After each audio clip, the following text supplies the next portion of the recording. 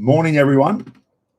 How are you? So just have a look in the chat room. John's on over there in Oregon. John got up for a tinkle and he's gone. Buck's going live.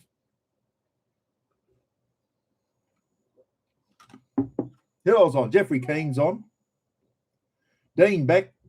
We all know what the topic's going to be at this morning, don't we? The cost of diesel, everyone. That's going to be a big talking point this morning. And we want to know how the cost of diesel is affecting your you and your family. Has it started biting in yet, everyone? Hey, how do you like my shirt, John? This has been sitting in the bloody cupboard for a couple of years and I forgot about it. Anyway, I pulled it out the other day and it's quite a large, it's that water. I went out this morning, took Rafa out and I put my head under the hose and the t-shirt's still wet from that. Anyway, USS Arizona. It's got a big thing on the back. Roz went over for Patty Mills, the basketballer's wedding a few years ago, and they had the wedding in Hawaii. And Roz did the Pearl Harbor tour while she was over there, John, and she brought me home this T-shirt. So that's a Ridgy Didge T-shirt from the souvenir shop at Pearl Harbor, everyone. And that's the USS Arizona, which we all know was sunk there on, the 7th of December, 1941, when the Japanese attacked Pearl Harbor, and a lot of US sailors still on that bloody, or did they get them all out, John? No, they must have retrieved their bodies, surely. I'm not sure, but anyway, it's a national memorial now. They salute when they go past the USS Arizona Memorial when the Navy ships come into port. They have to salute when they go past the Arizona, so it means a lot to the Americans. It'd be certainly great to go and do that tour at Pearl Harbor. And years ago, some of the volunteers that used to work there were World War II veterans. They're not there anymore. They're too old now. They're probably passed away. But 20, 30 years ago, you could have talked to a real World War II veteran about that actual day. What an experience that would have been. Yeah. John saying, yeah, it's pretty incredible memorial if you ever get the chance. Yeah, so if you're ever over in Hawaii, everyone, that is probably the number one must do, is the Pearl Harbor tour and go and see the USS Arizona. Roz said it was amazing. Roz isn't a military person, everyone. She said it was a very, very good day. So, yeah, well, there you go. Dwayne Duffy's on. G'day, Dwayne. I'm off to Bargara tomorrow. So I'm happy I filled up. It was $2.09. Yeah, that's pretty cheap, mate. That's here we are talking about, $2.09's cheap for diesel. That's bullshit price, but it's cheap compared to what it is at the moment. John said before, I saw one of you guys might have to start drilling. Yes, something we should have started doing a long time ago, mate. A long time ago. But anyway, we're going more into that, and we'll talk about Australian oil reserves because we've got a lot of oil here, John.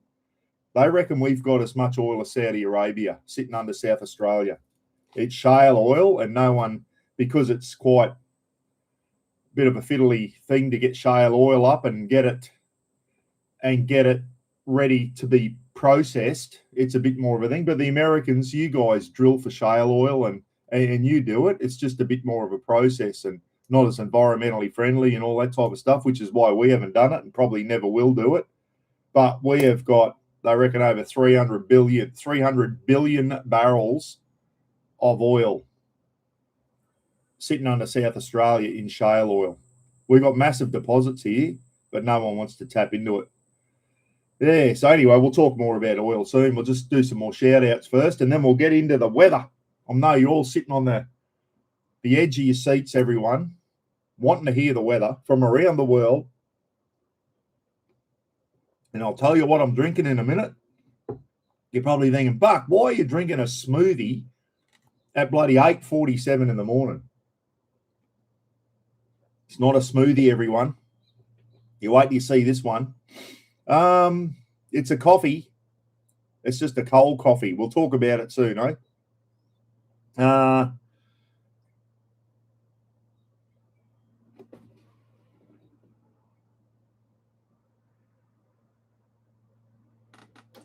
there's a fire alarm going, and the other day, my neighbour came over. I could hear this fire alarm, and I thought it was coming from Brian's house. Anyway, I did nothing about it. So Brian comes over after about 3 hours of this beeping going on. He goes, "Hey, mate, I think something's going off in your shed." I said, "I thought it was coming from your house." He said, "No, it's coming from over your way." So anyway, I went down. What was it? It was the bloody fire alarm in the caravan, in my caravan. So the wet weather, because it's been so wet up here, the wet weather after a while can set fire alarms off, and it was the bloody fire alarm in our caravan. So I've had to take the battery out. Hope the lithium battery hasn't burst into flames and burnt the caravan. So I had to take the battery out of the fire alarm because the wet weather was setting the fire alarm off. Unbelievable. So anyway, billions of dollars to get that oil. Yeah, Bella Jess, it would be. It would be billions of dollars to get it. But once we got it, it's worth trillions. So, like, I don't know. Someone's obviously done the maths on that and worked out it's not worth. It's got to be worth it, hadn't it? But probably not worth it now. Maybe we should have started doing that with our infrastructure build-up 30, 40 years ago. And as I said on one of my live feeds, just had it there and had it capped so that the day that we do need to start bringing it up, we can. But I don't know. Anyway. I'm no bloody oil expert. The Americans process shale oil, and we've got a lot of it. It's just a bigger process, a little bit more expensive, but yeah, billions of dollars to get it up, but even more billions of dollars when we sell it around the world too. Anyway. Jennifer G, I'm in Mackay-based hospital. Okay, Jennifer. Jennifer's in Mackay-based hospital. Robbie is in foster care facility here in Mackay while I'm in hospital. Jennifer did tell me she was going in for a procedure, everyone. So I hope you're doing well. Let's give Jennifer a thumbs up, everyone. Jennifer's in hospital at the moment. Speedy recovery, Jennifer. And you should have seen the cost it was, because we all know Jennifer's got a disabled boy, Robbie, everyone. The cost, and Jennifer told me, she didn't mind me saying this on the last live feed, the cost that it cost Jennifer to put Robbie in to get looked after because he's disabled, he needs special care, everyone, was disgusting. It was disgusting that Jennifer has had to come up with all that money to get her son looked after while she goes into hospital because she hasn't got any family there to look after him. Unbelievable. Oh, I don't know. It's just, I don't know. Let's not go into that. I'll blow a gasket if I start talking about that. There's got to be some way that someone in Jennifer's position, everyone, got to come up with $20,000 to get her son looked after while she goes into hospital to get an operation. Come on. This country is cooked. And as I said, I don't want to go on to that because it makes me angry. And that's why I haven't really talked about it, Jennifer. It's disgusting what's happened to you.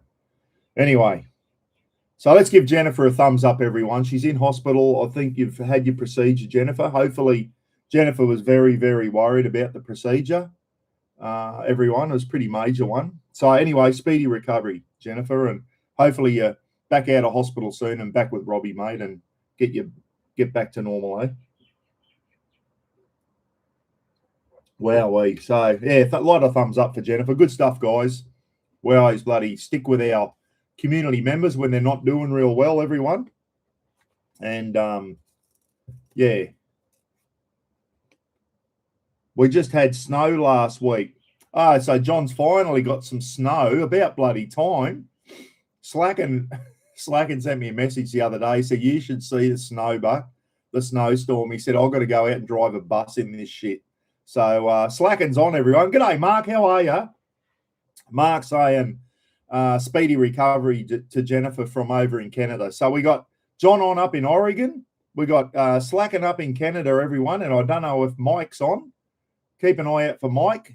I don't know if Mike's on. Mike mightn't have got up for a tinkle yet.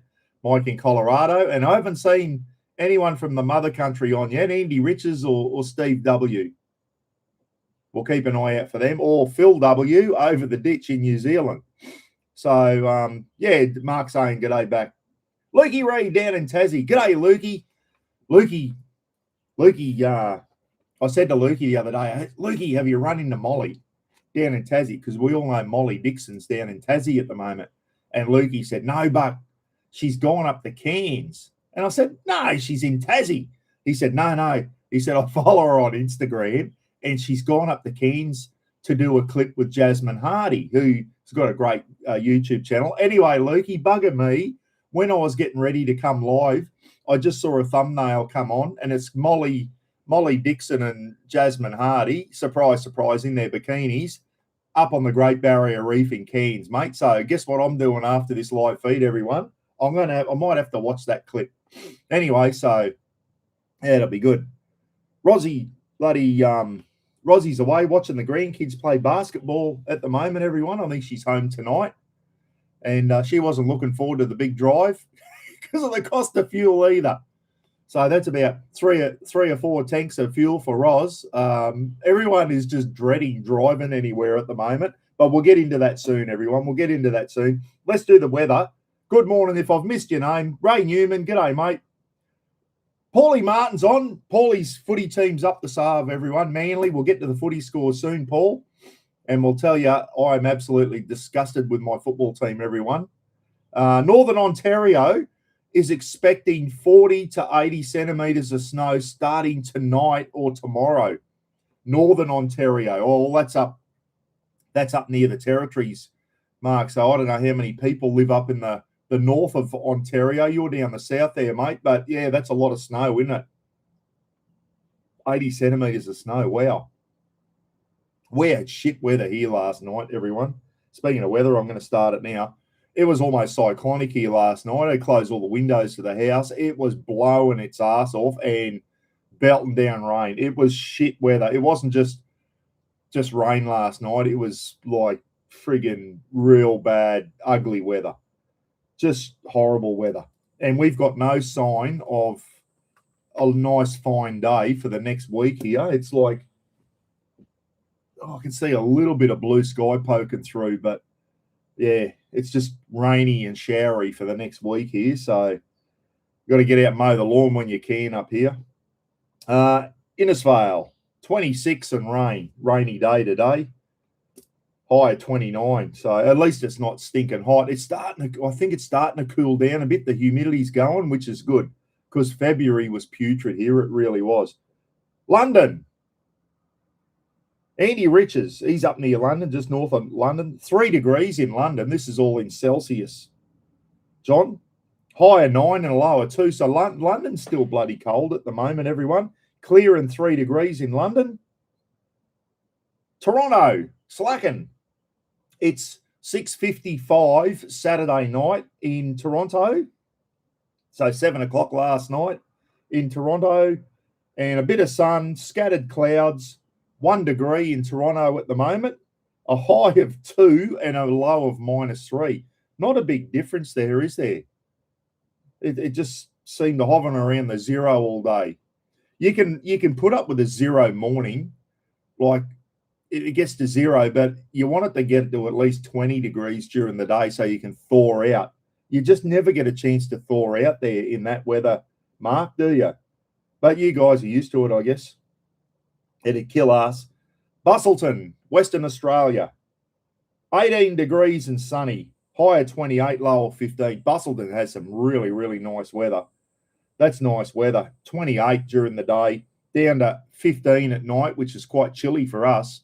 Anything under 20 for North Queenslanders is chilly. But sunny day there. So Lauren and Buzzy and Macy will be at the beach. Speaking of Busselton, I had a good chat with Cam Wild from Wild Touring yesterday, everyone. He's lives near my daughter now. Bloody good stuff. So, yeah, Cam's over there too. 18 and sunny in Busselton, which is about 2.5 hour drive south of Perth, everyone, in the southwest of Western Australia. Denver, Colorado. Mike Blakely. Is Mike on yet? Or is he counting sheep? He's probably snoring. Oh, no, he won't be. It's only bloody 5 o'clock in the afternoon there. What am I talking about? Mike's probably on to his 5th Guinness. It's 5 o'clock in the afternoon, Saturday arvo, and 22 and mostly cloudy. Oh, wow, that's not bad. 24 degrees a high and a low of 9. That's very acceptable, Mike. Real good. Denver, Colorado, they were as cold as when they had that big freeze up there about 6 weeks ago. Denver was as cold as what Canada was. It was bloody minus 15 or something. It was ridiculous.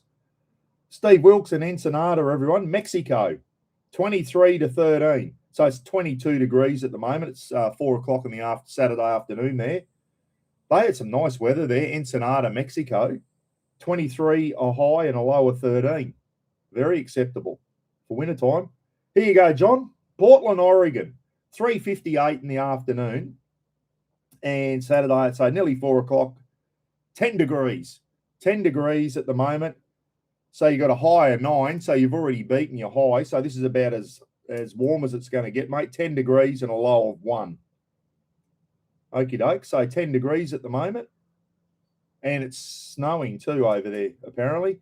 Auckland, New Zealand, clear and 21 degrees in Auckland. Phil Weber, hope you're good. You and Millie, mate. High of 22, I think there. Melbourne, Victoria. Oh, we got another little news report coming out of Melbourne soon, everyone, and it's not very pleasant, let me tell you. Dear oh dear, that city's got some problems. 9:59, so it's 10 o'clock in the Sunday morning in Melbourne, and sunny and 16, so they've got a sunny day there. High of 28, a low of 12, so nice day for Melbourne. Sydney, same again, 10 o'clock in the morning. Sunny and 19 in Sydney, high of 27, a low of 16. Beautiful day in Sydney. Not bad for, well, it's not winter now, is it? It's spring, everyone, so it's starting to warm up now. Launceston, Lukey Reid down in Launceston, Tasmania, has got a nice sunny day and 16 degrees. And I'll tell you one thing I noticed with Tassie. Lukey took us around, me and Roz and Rafa, around Devonport, which is not far from Launceston. It's in the north of Tasmania. And it was like 16 degrees, sunny day. And I'll tell you what, Tassie, a 16-degree day here in Innisfail, we'd have our jumpers on. Down in Tassie, 16 was a nice day. Like when the sun's out, you don't need the high temperatures. There's something about I don't know if it's the ozone layer or what it is down there, but like it was under 20 and it was quite warm. I don't know how that works in Tassie. So anyway, Lukey, you've got a nice sunny day. 16.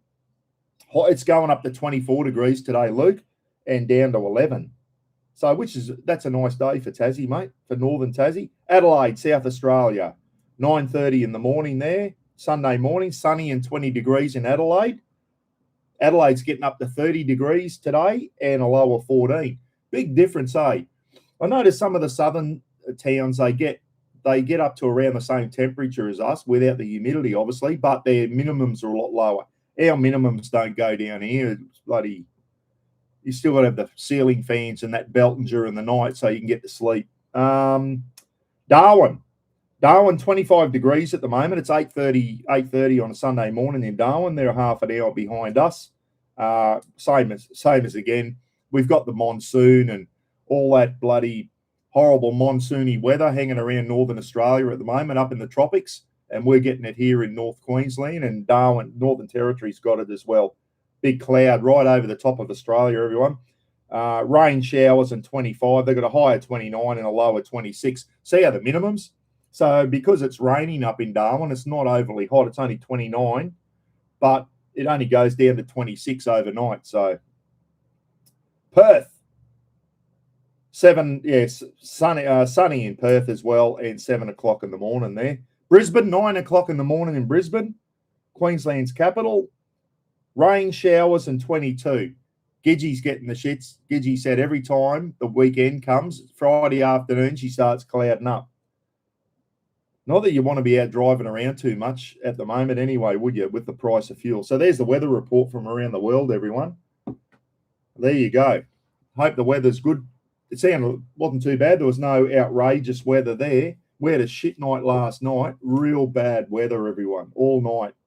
You hear the windows rattling. That's how bad the wind was, and the bloody rain was coming in sideways. They had to close all the windows up. Anyway, hey, who's enjoying me rants on Mr. Buckaroony YouTube shorts? I've got a series of shorts coming out now. I thought everyone's getting on the bandwagon. I'm going to get on there too and have my say. Just little 3-minute shorts.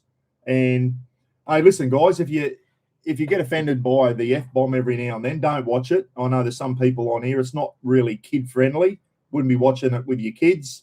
I'm talking about current issues around the world and what's going on and having my say. My opinion. Opinions are like arseholes. Everyone's got one. And I'm just having my say. And I'll tell you what, a lot of people are agreeing with me too. I've had a couple of dickheads come on, and especially about the indigenous. I did one about the indigenous flags. Oh, as I said, racism is still alive and well in this country, everyone. It really is. It really is. Anyway, so, but a lot of people have been agreeing with me in there. And I'm just saying, just common sense stuff that most of us agree with. But we say it's common sense stuff, but it's not getting done.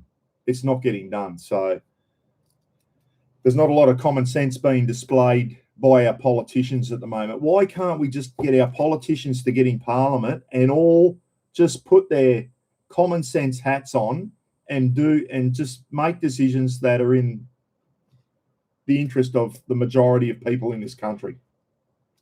But they don't. They're all on their own agendas, and it's unbelievable. Something's going to give soon. Really is. Something is going to give. Let's go into the footy scores, everyone. Now, Marky Lavelle, very happy man. His Eels got up and had a win on Thursday night over the Broncos. The Broncos, they've got a hangover. They've got a grand final hangover. How many times do we see it? Team that wins the grand final struggles the next year. They struggle to get going. It's like they call it the grand final hangover. It's happened to the Broncos. They lost the World Club Challenge over in the UK, and then they've lost their first 2 games of the NRL season. So Broncos are struggling, everyone. The Eels did them 40-32. Weird game, that one. Weird game. It was like bloody, almost like defence didn't exist there for a while. Anyway, the Eels got up and won my one. Tell you, he's looking good so far. The New Zealand Warriors, everyone. Warriors 40, Canberra Raiders, who were the minor premiers last year, 6. So the Warriors had a big win over Canberra over in New Zealand. This was a good game. Sydney Roosters 26, South Sydney Rabbitohs 18. And Alex Johnston, everyone, if you're not a rugby league support, Alex Johnston, the South Sydney winger, broke the NRL record, 233 tries or whatever. He broke a 50-year-long thing, and he's now the leading try scorer ever in rugby league. Alex Johnston, he scored. It was a special night. Everyone ran onto the field, and they had to stop the game for 15 minutes because there were so many people on the field celebrating that he won that he's broken the Ken Irvine's 50-year record. He finally got there. Alex Johnston, really, really good winger. And the Prime Minister, Albo, was there, everyone. As we know, Albo's a bloody big South Sydney supporter. John, if you don't know, Russell Crowe, the actor, he owns this. Well, I think he still does. Owns the South Sydney Rabbitohs, mate. They're Russell Crowe's team.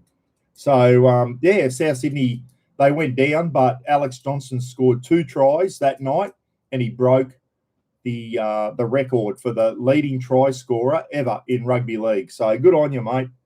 And he's going to score a lot more. So he's number 1 now. He finally got to beat Ken Irvine, who's passed away now. But, yeah, that was special. And everyone, they said, don't run onto the field. There must have been 20,000 people ran on the field after it, including the Prime Minister. Even Albo went on. So everyone's knocking Albo. But we all know Albo's a bloody South Sydney Rabbitohs. Been since he was a kid, a Rabbitohs supporter. I got no problems with Albo being there with his scarf on and whatever. Everyone's knocking Albo. And you know me, if he does something wrong, I will knock him. But when it comes to things like that, do we just have to be that bunch of the sad sacks that we got to knock the Prime Minister because he was at a football game to celebrate. Was he there for his own? No, I don't think so. I think Albo's just a bloody.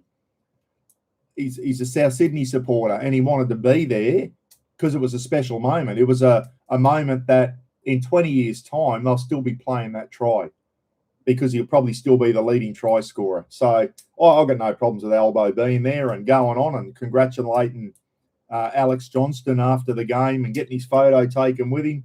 He's the Prime Minister. We got to respect his position, don't we? Even though if we don't like the guy, we still have to respect the position he is. He's still the Prime Minister, whether we like it or not.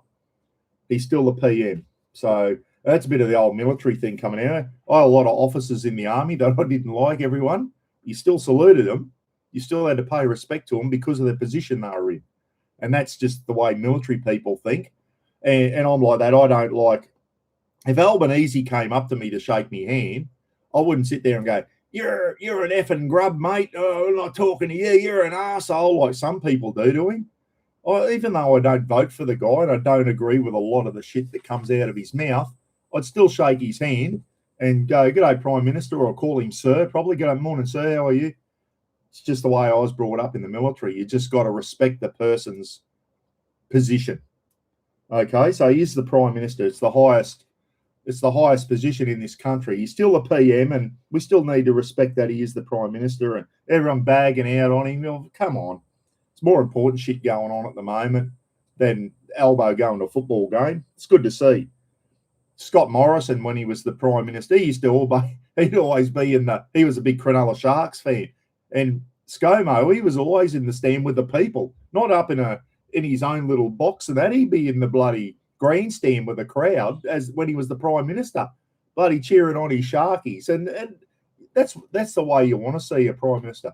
Bob Hawke used to go to the cricket and have a beer and all that. It's good stuff. That's how we want our Prime Ministers to be, so that they are in touch with the people. I think Albo's a bit out of touch, but at least he was at the footy, and it was a good thing, I think. Where did I get to before I got sidetracked by Albo? So that was a special night. Did everyone see it? It was well done to Alex Johnston for breaking the leading try scorer thing. It was a bit like for the Aussie Rules people when Tony Plugger Lockett broke the leading goal scorer in the Aussie Rules, and that crowd ran on it. That was years ago now. It was a similar thing to that for all you Aussie Rules followers that don't follow the rugby league. It was the same type of thing for us. Now, here we go. West Tigers, 44. The useless Cowboys, 16. We're going to get the wooden spoon, everyone. The wooden spoon's going to be between the two of the Queensland teams, the Cowboys and the Gold Coast Titans. The Cowboys could not beat eggs. This is how disgusted I was with the game yesterday, everyone. I was trying to watch it on the big screen. I couldn't get KO up and running. KO's the thing you got to pay for so you can watch all the football games and that. So I can watch all the Saturday games. And I was getting dicked around with my password and all that. And the Cowboys were just getting done badly.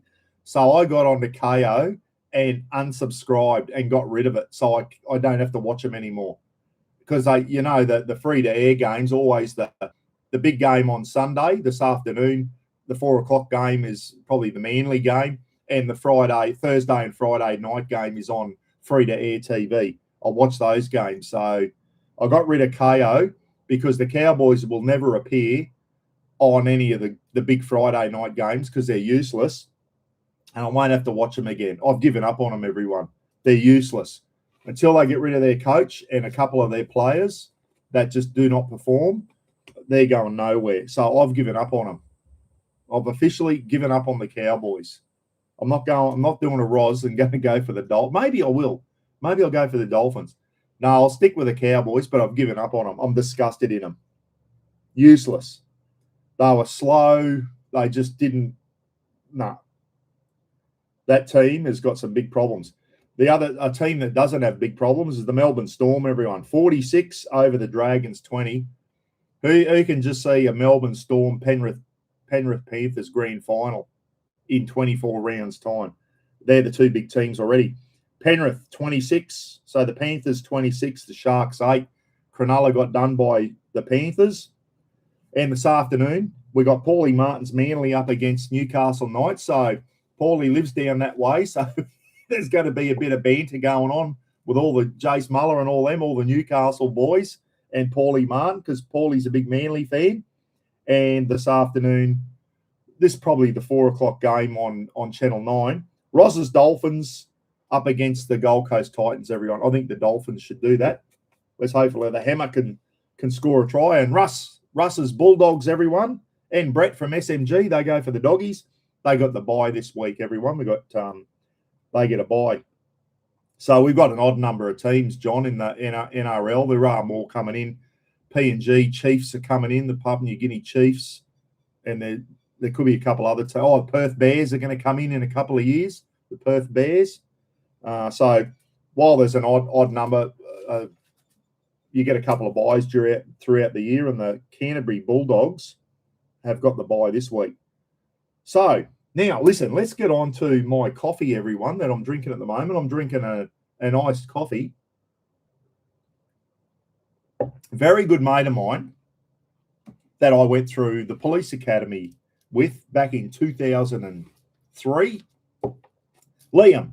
And me and Liam, we're in the same squad at the North Queensland Police Academy in 2003.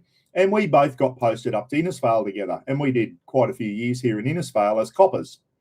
Liam moved on from Innisfail anyway, ended up down at Airlie Beach, everyone, as a police officer, and went into plain clothes and become a detective and blah, blah, blah. And he's not in the police anymore. He did about 20 years and got the shits with it and got out.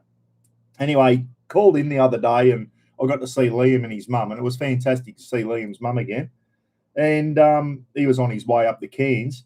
I said, what are you doing with yourself now, mate? And he goes, I've bought a business. And I said, what is it? He goes, it's a coffee company called Mr. Bean. And he said, it's a cold brew coffees. So he said, do you want to give me a plug on your live feeds? I said, absolutely. So Liam posted me a couple of his product there, Mr. Bean Cold Brew.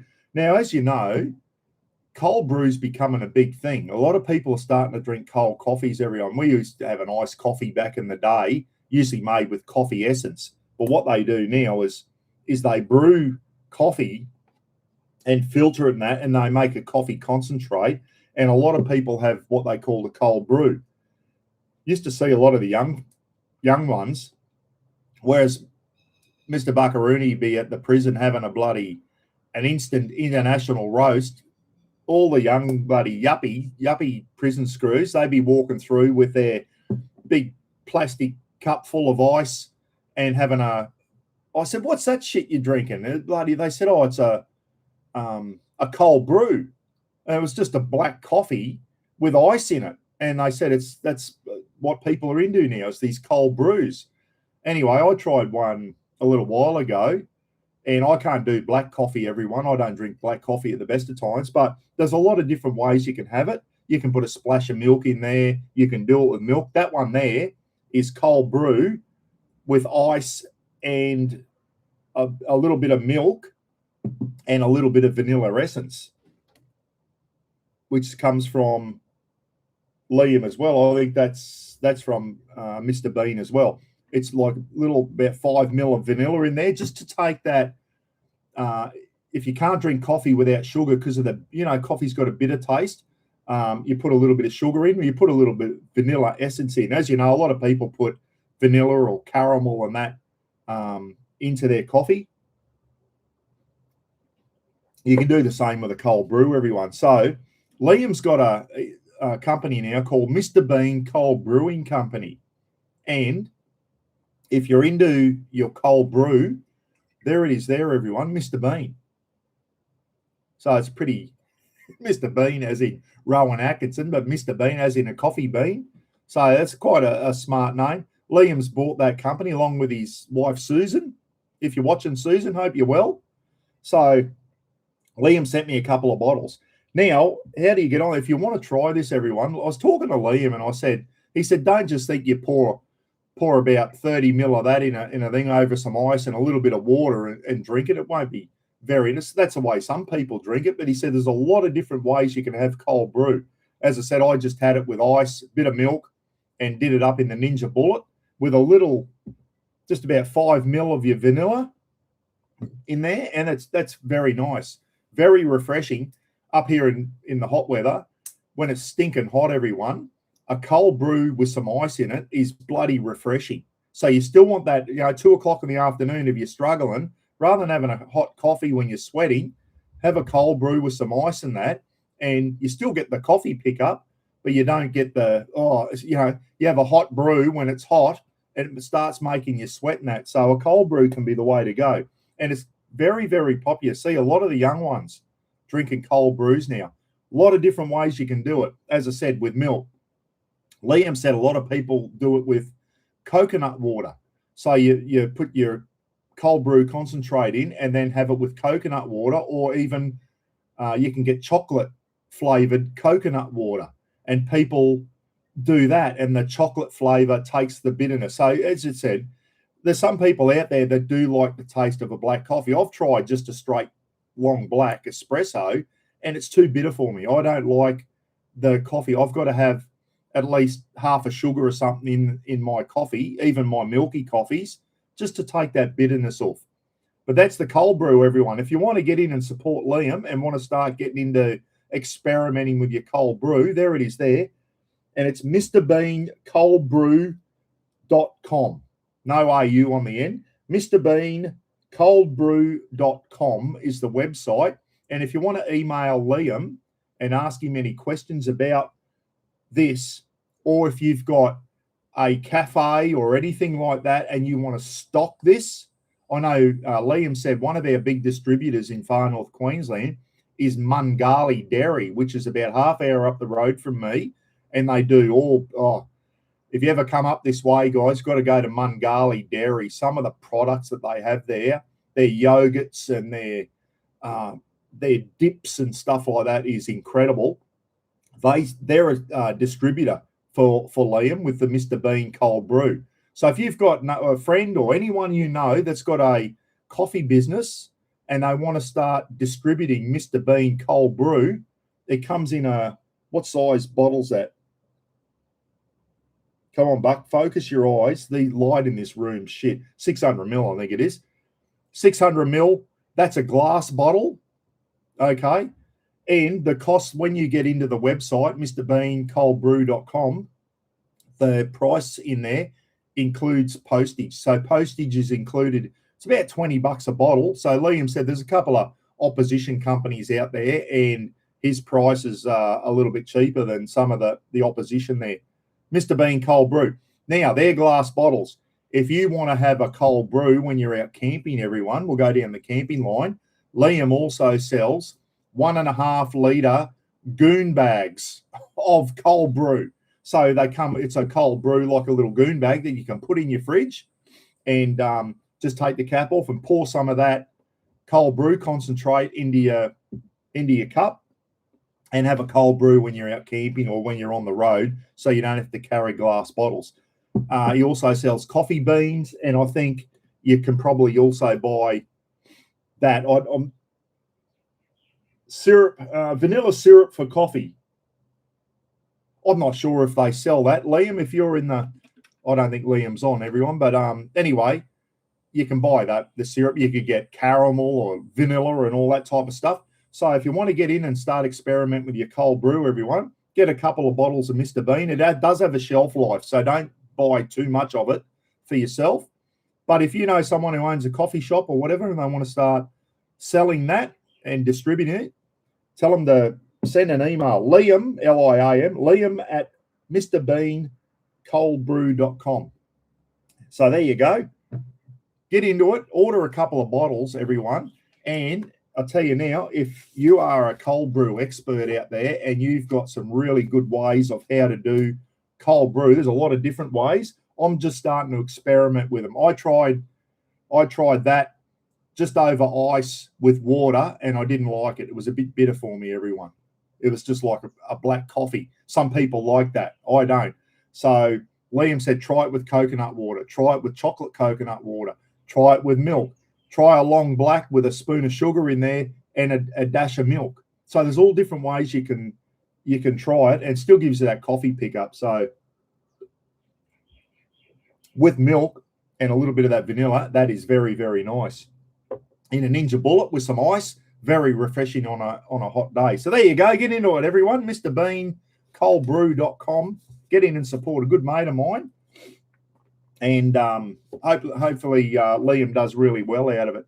He said, stuff the coppers. He said, I'm over that shit. I'm going to try something different. I've known Liam for a long time, everyone. He's always having a dabble in something. He's not shy to try something. So hopefully that'll work out really well for him. And heaps of businesses and that get on board. Rowan Martin saying it goes well in the Ninja. There you go. Well, there you go, Rowan.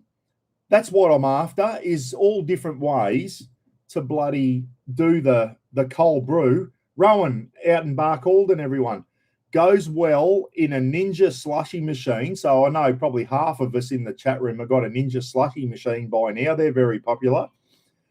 Cold brew, milk, and caramel in the Ninja slushy machine. So there you go. There's another way to have an iced coffee. Is your Ninja slushy machine. There you go. I might have to try that, mate. And I might have to pick up myself some caramel. I've got the vanilla one. I might get some caramel as well and give that a go.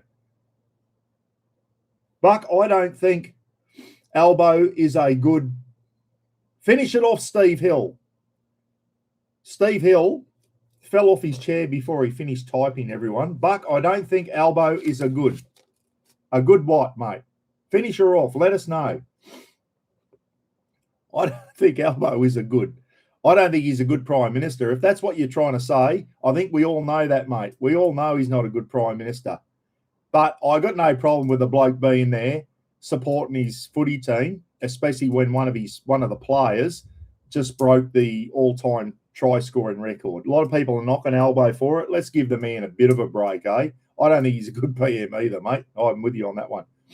Pete McMurtry's on it. He said, try it with a shot of whiskey. After July, Pete, I might have to do that. Out camping, get one of the Mr. Bean 1.5 litre goon bags of cold brew, everyone. When you're out camping, have a cold brew sitting around the campfire with a shot of whiskey in it. Now you're talking, Pete. We're ramping things up now. A shot of whiskey in your cold brew. Now, there you go. Now there's some bloody good ideas coming through. Josh Hatch. Josh, I'm glad you said that because I forgot to say it. Josh said, do you have a discount code? I do, and I forgot to say it. Liam rang me yesterday and said, tell him Buck10, just not Mr. Buck, just Buck10, BUCK 10, and you get a 10% discount on any Mr. Bean stuff, on your Mr. Bean cold brew. Josh, I'm glad you said that, mate, because I forgot all about my discount code. Liam rang me yesterday. He said, Buck, I've given you a discount code. Give me Mr. Bean a plug. I said, I will, mate. I said, thanks for that. So I get nothing out of it, guys, and you all know that. If I give iTech World and lead time, I don't get a kickback out of that. And Liam sent me a couple of bottles to actually drop them off to me when he went through the cans. He actually dropped them off. I'll tell you how it happened. When he first told me that, oh, mate, I was talking to him on the phone. We always have a chat every now and then. He said, I bought a company called Mr. Bean, and I got on the MrBean.com and I ordered 2 bottles. Okay. And then I got an email saying, oh, your order's been cancelled. And I rang Liam up and said, what's going on? He said, oh, mate, I'm in the process of doing the handover with the previous owner, and the website's not up and running properly yet. It is now. So they cancelled my order, and Liam said, I'm coming through to Cairns next week, mate, with Mum on a medical appointment or something. He said, I'll drop you a couple of bottles off. So Liam dropped into my house and dropped a couple of bottles off. So I actually did try to order that. So if you get online, everyone, Mr. Bean, coldbrew.com, and you want to order some, whether it's the glass bottles or the 1.5 litre goon bag or coffee beans, I think he's got bags of Mr. Bean coffee beans. So you can do your own normal coffees, everyone. I think they do sell coffee beans as well. $1.10 for a 10% discount. Thanks, Josh, for saying that, because I forgot to bloody mention it. So there you go. Make use of that, everyone. If you want to start getting into cold brews and all that, $1.10 for a 10% discount. There you go. And Liam, if you see this, thank you so much, mate, for bloody giving us a discount code for the community. Bloody good stuff. Someone's already ordered and didn't put the discount code in. Where's Nathan? Was it Nathan Schilling? Sorry, if someone's just bloody went on and ordered some bottles because I forgot to mention the discount code, bloody hell. Well, if somebody has done that, if somebody got on and ordered Mr. Bean before I told you about the discount code, just send Liam an email, everyone. I don't know, it might be too late. Liam at mrbeancoldbrew.com and say, hey, I just ordered some. I forgot to put the discount code in. Liam might, I don't know. It might be too late now. Sorry, everyone. I forgot all about it. CJ Wall's on. G'day, CJ. How are you, mate? Hope you're well. Nathan Bridgeland. It was Nathan Bridgeland. Sorry, Nathan. That was my fault, mate. I forgot all about my discount code until bloody Joshy Hatch bloody asked me about it. I even had it written down here, mate. Look at this. Right down the bottom. $1.10. I had it written down and forgot to bloody tell you about it. Sorry, Nathan. I'm sure 10%'s not going to kill you. It's about $20 a bottle delivered, everyone. But don't order too many if it's just for you, because there is I'm not going to try and read that because the light shit. But yeah. But even just get onto YouTube, everyone, and go cold brew ideas or whatever. I'm sure there's people out there that are right into their cold brew and show you some really good ways to do it. And as I said, the Ninja Slushy machine's one way. And the best way I've seen this morning so far is Pete McMurtry saying, drop a nip of whiskey in there. It'll be even better. I reckon that'd be a good one for out camping. And I might have to try that after July when because I'm on the dry at the moment. Sorry, Nathan. Once again, mate, I should have told you about the discount code. If anyone does order from now on, $1.10. Put that in there, everyone. Yeah. Hey, Buck, Roz, and everyone from Maria Nobley down in Emerald. Hope you, Maria and Roberto and the girls are doing well down in Emerald. Geez, it's been wet up here, eh? I think Emerald. Did you get flooded out in Emerald, Maria? You had a lot of rain in Emerald, which is inland, a couple of hours inland from Rockhampton. Oh, Rocky flooded there this year. Longreach is flooding this weekend as we speak, everyone. Longreach out where the Hall of Fame is, and the Hall of Fame, yeah, Stockman's Hall of Fame and the Qantas Museum out in Longreach. And bloody Bundaberg flooded badly this week as well. And as I said, Phil the Maniac was high and dry, everyone, which is good. But and I didn't hear back from Maria and Roger Bartolo from Cafe 1928. I don't know how they pulled up. If anyone knows how Cafe 1928 went through the floods, please let me know. Chris Anderson's on. G'day, Chris. My daughter lives in Emerald. They've had plenty of rain out there, which is good in a way, as long as doesn't flood. But isn't it good to see inland Australia getting some good rain? Really good for the farmers. Claremont copped it a couple of weeks ago. Craig Tompkinson said Claremont copped. Yep. Roger's on, everyone, from Cafe 1928. We're okay, Buck. Just business is very slow. Yeah, I found that, mate, when February, I reckon when we had the cafe in Innisfail, February was a terrible time. And January, February, after Christmas, people struggling after Christmas and that. But, mate, once it starts cooling down and, well, we'll probably go on to this subject now, everyone, eh? I was going to say, starting to cool down. All the southerners will be on their way up to Queensland for holidays soon. Will they? Will they, with the cost of fuel now? And here's another flow-on effect. All these places like Cafe 1928 and Bundaberg that rely on a lot of tourism during the cooler months and everything, are the bloody southerners going to come up? Are they going to travel up to Queensland? As we know, a lot of the Victorians and South Australians and that, they all come up to Queensland in wintertime when it starts cooling down, because when it starts getting cold down south, they come up to Queensland for the warmer weather. Will they do it? Or are they just going to put up with the cold down where they live now? Can they afford to drive all the way up here now with the cost of diesel? So, Roger, yeah, mate, I don't know. That's not good to hear. And I think, as I said, there's going to be a flow-on effect. And tourism's going to be one of those things affected big time. The amount of people that are going to keep their caravans this year parked in the shed and probably thinking, well, there goes our trip up to Queensland this winter, or our trip up to Northern Australia. We might put it on hold for another year and see how the cost of diesel goes. Because let's face it, I was talking to Cam Wild yesterday. I rang Cam up and had a good chat with Cam, everyone. And it was Cam.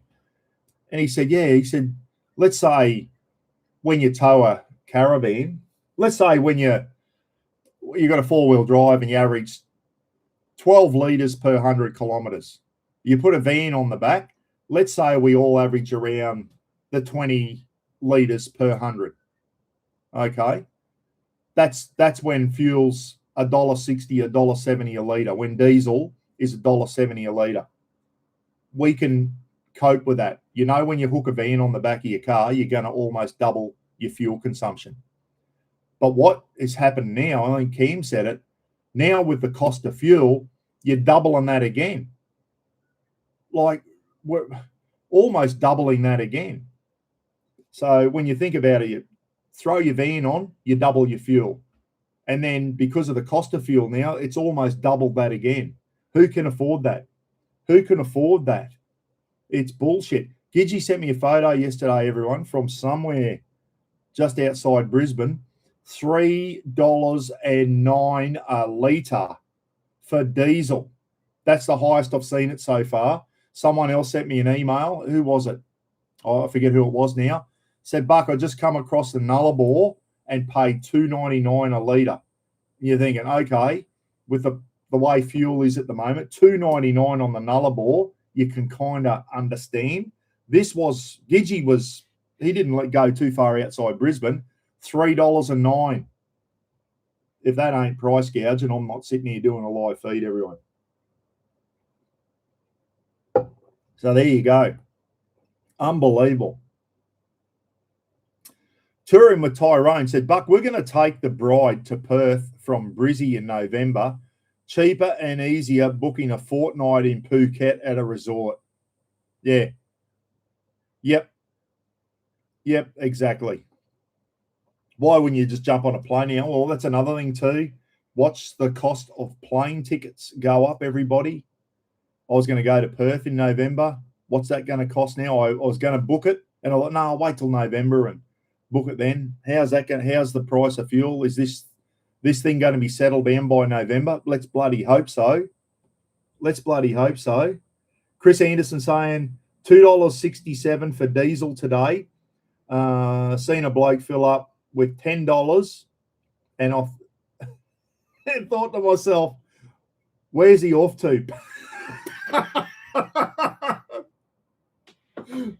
Chris saw a bloke fill up with $10 worth of diesel and reckon he'll get from Bowser 1 to Bowser 3. He'll have to throw some more in. Yeah, that's funny, Chris. That's about right, mate. My God, it's hitting us all, isn't it? Steve from Soar Adventures. G'day, Steve. I drove an FJ for 10 years. Even if fuel goes up to $3.50 a litre, it'll still be cheaper in the Ranger. Okay, the old FJ was a bit heavy on fuel, especially towing on unleaded. But there's the other thing too. How many people went out and bought diesels 15 years ago because diesel used to be the cheap fuel here, and now diesel's 20 cents a litre dearer than ULP. How's that work, everyone? That's bullshit. Anyway, Ross Halliwell. Hi, Buck. Marion and I are thinking about putting our trip off to South Australia and Western Australia next month because of the fuel cost. Yeah, Ross, probably don't blame you, mate. And how many other people out there? Is anyone in the chat room at the moment, everyone, that's putting the trip off because of the cost of diesel? Unbelievable. John, if you're still watching, tell Trumpy to hurry up and sort this shit out, will you? Because everyone is suffering, mate. Unbelievable. I know Nathan Schilling I've got to fill the, and for people, who was it? It was Luke. I think it was Lukey Alexander. Luke Luke has to use $50 worth of diesel a day to get to work and back. Like it's costing him $50 a day to get to work in diesel. Go to work for 5 days, Monday to Friday, $250 a week in diesel. You can't tell me that's not digging into the family budget, everyone. Like fuel is a big thing, isn't it? And the arse, here we go. I knew it wouldn't take long before I could have a rag out on elbow. The government have said that at this stage, they are not taking off the fuel excise. They're not going to lower it. What will they make? 50-something cents in a litre, the government, in tax? They're not even touching it. They're not even going to try and make things a bit better for us at the moment by removing some of the fuel excise. Like at least give us a 20-cent bloody bit of reprieve. I'm all right, everyone. I filled the BT 50 up. The first day the missiles started going in, me and Roz went, let's go and fill the cars up. We knew what was coming. I went and filled the BT up, $1.72 a litre, and I'll get 4 cents off that for being an RACQ member. I got it for $1.68 a litre. And then a few days later, she went up, and then I did a couple of trips into town, and I thought, I'll just top in. And I topped up with 11 litres of diesel the other day for $2.29. And the BT's full at the moment, everyone. The BT's full. I drive into town once a day, which is 5 kilometres. So I'm right, everyone. I'm not doing any big trips, and I don't have to drive 30 k's to get to work and that like some of you people do. So I think it was Lukey Alexander he's over $50 a day on diesel to get to work and back. I tell you what, the people who've got electric cars at the moment are probably rubbing their hands together, aren't they? Get home at night, plug her in at the wall, get up the next morning, go to work and come back. Cost nothing, or whatever your electricity bill is. So this is probably where if you've got a ute, I was thinking the other day, wouldn't it be good to have a GWM Canon Alpha right now that's got a electric range of about 100 kilometres? You just drive into town all week on electric, just on EV mode. Plug her in during the day while the solar panels are going, charge her up, not costing you anything. So all these people have been knocking electric vehicles.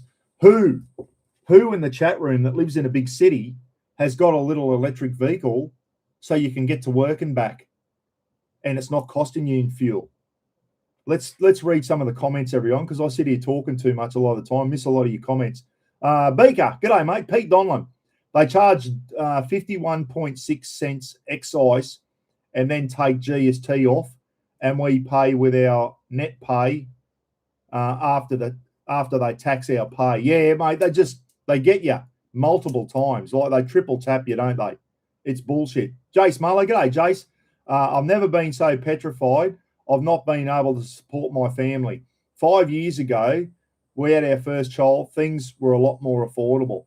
Well, there you go. You've heard it from the old average Aussie, Jace Muller, everyone. It's just like a lot of you people out there, the average Aussie that's still got to go to work, still got a young family. And here you go. This is sad to read. Jace saying, I've never been so petrified. I've not been able to support my family. Isn't it sad to see comments like that? Jace, hang in there, mate. Hang in there. Let's hope this is just temporary. We're using unleaded diesel is usually only in heavier full-size trucks here. Yeah, it's a funny one, John. Australia runs on diesel, mate. All our four-wheel drives are diesel. Well, not all of them, but most of them. We all drive. Australia runs on diesel. Without diesel, Australia comes to a grind.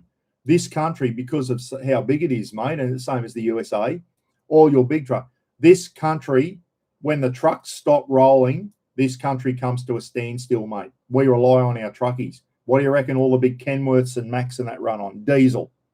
And we've got a lot of them. We notice it here when the bridges get cut off from floods and that every year, our supermarket shelves empty because they can't get the trucks through. What about the cost of the trucks? Are still going to flow, everyone, hopefully. What's the cost of food? What's the Coles and Woolworths? As if stuff isn't dear enough in the bloody supermarkets now. Watch it start going up now. Then the trucking companies are charging more for freight and cartage. Susie saying, I can't believe they're going to start delivering slightly dirty diesel, higher sulfur levels to compensate for our lack of fuel. Susie, I was reading up on that, and apparently that the diesel that we're going to be getting is higher in sulfur, but it's what we were buying a few years ago anyway. They just made the emission laws stricter, which is why we had to go to even thing. And I was reading a mechanic there the other day. He said, don't worry about higher sulfur. He said it's better for your upper cylinders and all that type of stuff. He reckons it'll actually be better for your diesel engines. If you can believe what this guy said, it'll be better for your diesel engines. He said this sulfur thing is all to do with emissions, okay, which is why we're on this low sulfur. So if you can believe it, when they say a dirtier diesel, it might be dirtier for the atmosphere, but apparently it's, if you can believe what this guy said, it's not dirtier. It's not going to do any harm to your vehicle. Brad Howell, are you in the chat room? Can you clarify that? It's this dirty diesel, it's not going to blow your engine up. And this guy said it's going to be better for your diesel engine. He said it's what we were using 3 years ago in our cars, and then they made the emission standards even stricter, so they had to lower the sulfur content in the diesel. So don't panic if you got to fill up with dirty diesel. It's dirty for the atmosphere, but apparently it's okay for your. It's what we were using a few years ago, Susie. So don't panic too much about that. Electric cars, maybe that's the big plan. Yeah, here we go. That's the big plan. So people will buy. Well, yeah, I know, but at the end of the day, mate, who started this? We know, Benjamin bloody Netanyahu threw the first one, and then Trump come in and threw the second one, and then Iran started fighting back, didn't they? We all know Trump does not like electric vehicles. So we can't sit here and blame our government that this is a big conspiracy plan for us to buy electric vehicles. It wasn't Albo and Chris Bowen that started lobbing missiles on Iran, mate. So I wouldn't go down that path. I don't agree with that. Our government, our politicians weren't the ones who started this. And so will it make people go out and buy electric vehicles now, Chris? Probably, mate. How long is this going to go on? How long is the Strait of Hormuz going to be closed and affected? How long is it going to be before ships can get down that strait and start getting bloody oil out to the refineries? Let's face it. And this is where my next one, guess who's just made an announcement? They're going to stop exporting fuel. China. And I thought, we don't get fuel off China. I Googled it. Where does all our fuel come in Australia? It comes from Singapore, South Korea, and China. And apparently a lot of our aviation fuel comes from China. I didn't know that till I Googled it. Apparently a lot of aviation fuel comes from China, and China are going, we ain't exporting at the moment. We need it ourselves. I saw on the news the other day, the lineups at petrol stations in China. It was miles long and five wide in China. So Australia's not the only one doing it tough at the moment, everyone. They showed pictures in China. They got a lot of electric vehicles over there. Got a lot of vehicles running on fuel too. And China, Xi has said fuel exports are stopping. Not to stuff Australia up or anything. They're not doing it to get back at us. They're looking after themselves, as they should do. China's got a lot of vehicles on the road, and they've said we're stopping exports at the moment. We've got to look after our own people. So watch this space. Watch this space when aviation fuel starts running out, everyone. I reckon the Chris Bowen's ass will be doing one of them at the moment after he come out. Don't panic, we've got plenty of fuel. Yeah, wait till it starts biting in now that Chinese aviation fuel isn't coming down. Watch their ass start doing one of them. Yeah, diesel runs the recharging generators. Yeah, and a lot of things it does, mate. But for people with, I'm thinking about the person who whizzes into Brisbane City, works in the city in a little electric vehicle, goes back home, plugs in at night. They're probably doing it okay. They're probably thinking, thank God I've got an electric vehicle. And if you can plug in at home, yeah. I was just thinking, imagine having a GWM Canon Alpha now or a BYD Shark or whatever, and be able to charge it up at home. Yeah, if you're just going into work or, you know, a tradie with a BYD Shark that can get out to the work sites, work around, get home at night, plug her in. Electricity bills might be a little bit higher, but it's certainly going to be cheaper than paying for fuel at the moment. 3.8 was always heavy on the gas. John and Rowan having a chat there, everyone. So let us know, everyone. Has this really started hurting you at the moment? The cost of fuel, is it really starting to? How many of you are parking the caravan up? How many of you are putting camping trips and that off? How many of you are putting big trips around Australia off? Already had someone got to drive to South Australia and Western Australia. Cheaper to get an airfare and book a family bloody thing to Phuket in Thailand in a 5-star resort than trying to drive to Perth. That's always been the way. It is cheaper to go to Thailand and have a bloody holiday in a 5-star resort with all your food and everything like that than trying to get to Perth and have a holiday over there. It's always been cheaper to do that, which is ridiculous, isn't it, when you think about it? Brad Howell. Here we go. I was hoping Brad would be on and be able to answer that question about higher sulfur. Susie, Brad is a mechanic by trade. Higher sulfur content in diesel shouldn't really hurt the average diesel engine too much. When low sulfur diesel was introduced, we saw a spike in fuel leaks from the older vehicles. Yeah, I've heard that's what that bloke was saying. Older diesel engines will benefit from the higher sulfur. The new common rail diesels, which is what a lot of us have got, maybe not so much. So, your vehicle's not going to blow up if you put this diesel in there, Susie. So don't panic about that. How's the BT50 going, Nigel? Yeah, good, mate. That vibration, I haven't towed the caravan with it yet to see. I should have done that by now, but I haven't. But that bad vibration has gone. When I first got the BT50, I got rid of my rubber intercooler pipes and I replaced them with metal intercooler pipes. And one of them had moved position and was vibrating badly on the chassis. So he's moved it back to its original position, wrapped it in rubber, zip tied it. So if it ever does move again and starts, it's got a rubber coating. And apparently that was reverberating up through the snorkel. It was a horrible noise, mate. So we replaced the broken engine mount. That wasn't the thing, but it still needed to be done. And he's moved the intercooler pipe has vibrated loose after all these years and moved position and was vibrating on the chassis. So, yeah, it was a simple fix, but it was just trying to find the problem, mate, trying to find the problem. So it looks like the BT50 is back up and running. And I'll go into town now and come down and go down through the gears. I can't hear that vibration, mate. So I think we may have got that problem. Slacken saying, Ray, this net zero garbage has got to go. It's completely misguided. I agree with you, Mark. This net zero shit, everyone. Yeah. Yep. It's coming back. And as I said, solar panels and windmills aren't really helping us out at the moment. This just shows you how reliant we are still on fossil fuels, everyone. Yeah. So, as I said, we got 300 billion barrels of oil sitting under South Australia, everyone, in shale oil. And maybe it's time to start bloody digging that shit up and investing billions of dollars into refining that. It can be refined. It just takes a lot more than normal sweet crude that you can buy from Saudi Arabia and that. But when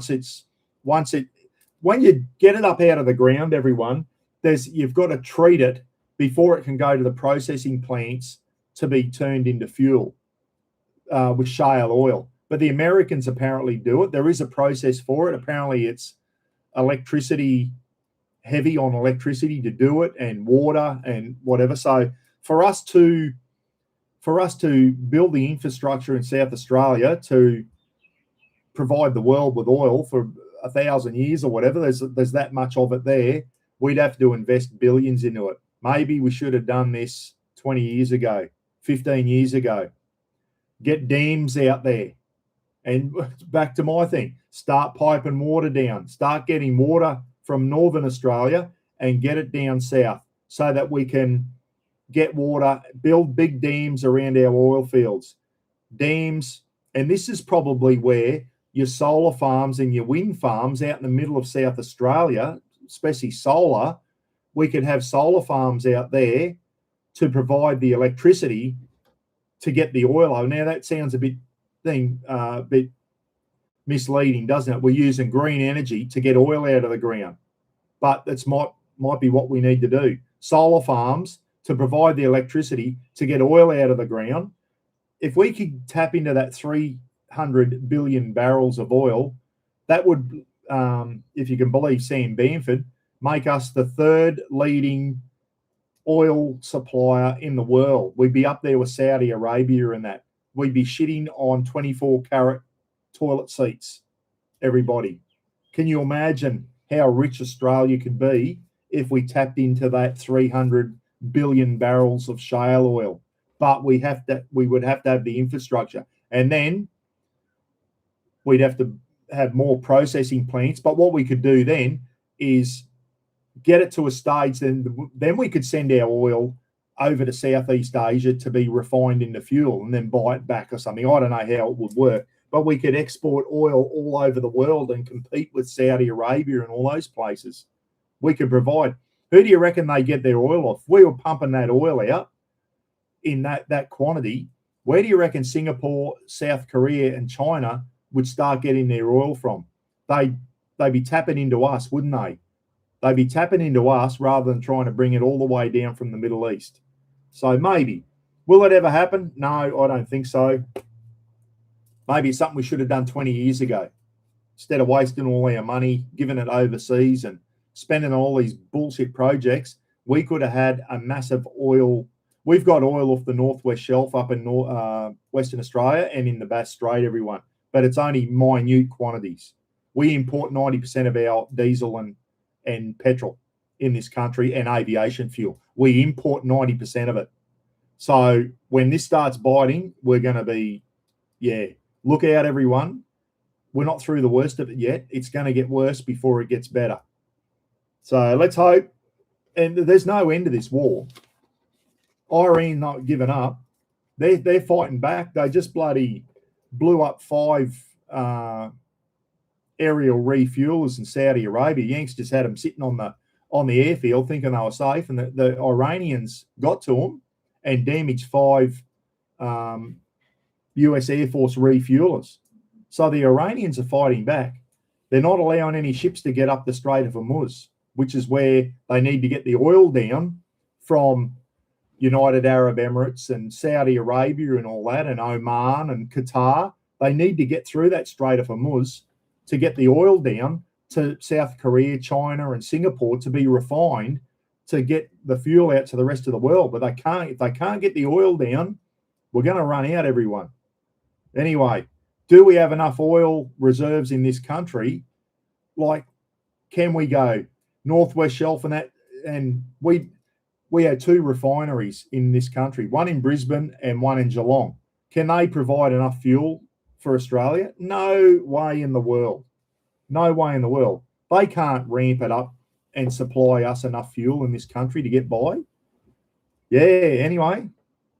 So they're already, here we are 2 weeks in, and they're already saying, we'll just for a couple of months, we'll open up so you can start making bloody less quality diesel and that. So it's already starting to bite, isn't it? Dwayne Duffy, now you're talking shit, Buck. We wouldn't do that because it's common sense. Yeah, I know, mate. I know. But wouldn't it be good? And I'm here living in fantasy land, as you said, Dwayne. Wouldn't it be good if we'd already had the infrastructure in South Australia, even if we weren't pumping it out in mass quantities, even if we had the infrastructure there, just in case. We capped it all off, and you could ring up and go, this is the energy minister here, Chris Bowen, so-and-so. I want South Australia in full production within a month. Okay? And we could start getting that bloody shale oil out, process it so that it's at the level it can get, and then start processing it ourselves, or the shipping lanes are still open to China, Singapore, and South Korea. The shipping lanes aren't stopped down here in the southern hemisphere. It's only up around the Gulf of Oman and that, where the oil can't get out of Saudi Arabia, out of the Middle East at the moment. Imagine if Australia, the world's third largest holder of oil, and we'd already had the infrastructure there, we could be sitting back now going, hey, planet Earth, how much oil do you blokes need? Come in, spinner, and watch the bloody dollar thing start ticking over. We could be a rich country. We should be a rich country with the amount of natural resources we got, iron ore, coal, lithium, all that type of shit.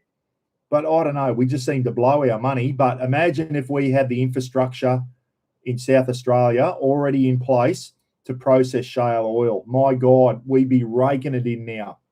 China, South Korea, Singapore, these countries would be just going, we can't get enough oil off you boys. How much can you give us? We'll send bloody 20 ships down. We need the oil so we can start processing it. But anyway, that's fantasy land shit. Our government on both sides have stitched us up. They have allowed our industries to degrade under higher costs and regulations, yeah. I know it would have cost us billions and billions of dollars to get that infrastructure up and running. We could have done it. If we were smart, we could have done it.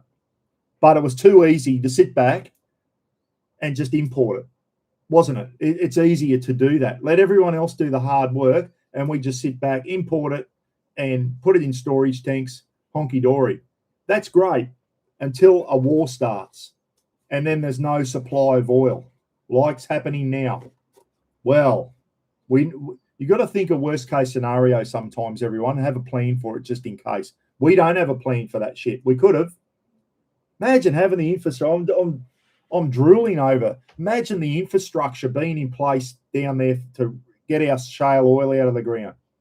We would be the envy of the world now. They go, all right, the Middle East can't give us oil. Who can give it? Australia.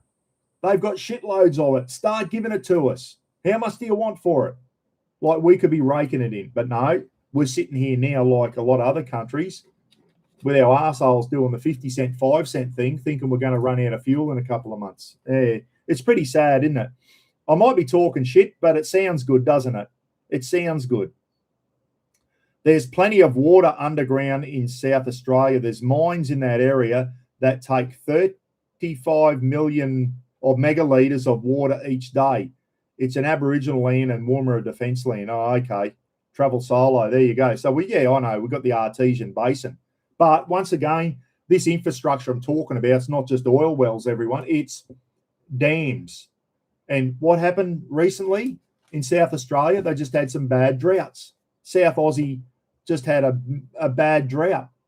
If they had those massive dams there, you're thinking, oh, the dams are there just in case we ever want to pump oil. Well, no, those dams can provide bloody water to Adelaide and Port Augusta and all your big Port Lincoln and all these towns down there in South Australia. Those big dams that are on standby for the oil, could be providing bloody drinking water to the whole of South Australia.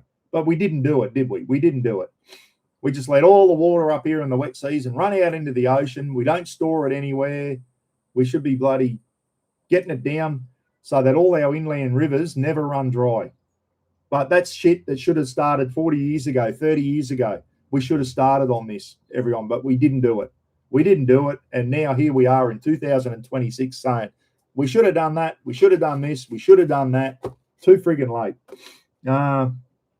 Anyway, what do you reckon? Who's putting a holiday off? Everyone? And $1 trillion, that's right, AJ. We got $1 trillion debt. Can you imagine if we had oil production in full swing here? The world still needs oil. I can hear the cat meowing. I might have to go and let her out. With the amount of oil we got under South Australia, would we have $1 trillion debt if we managed it correctly? No. We should have $1 trillion surplus. We'd have $1 trillion surplus, mate. So there's the answer to that one. Yeah.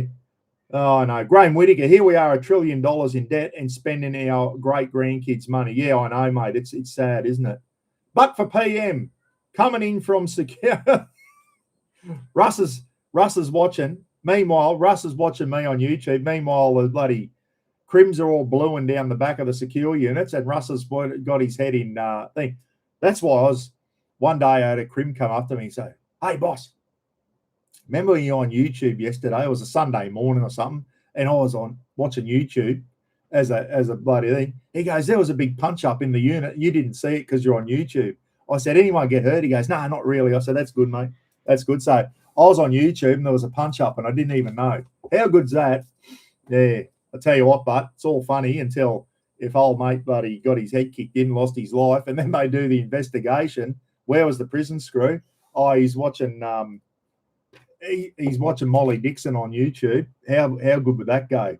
Not good at all. Oh dear, oh dear. Hope you're well, Russ.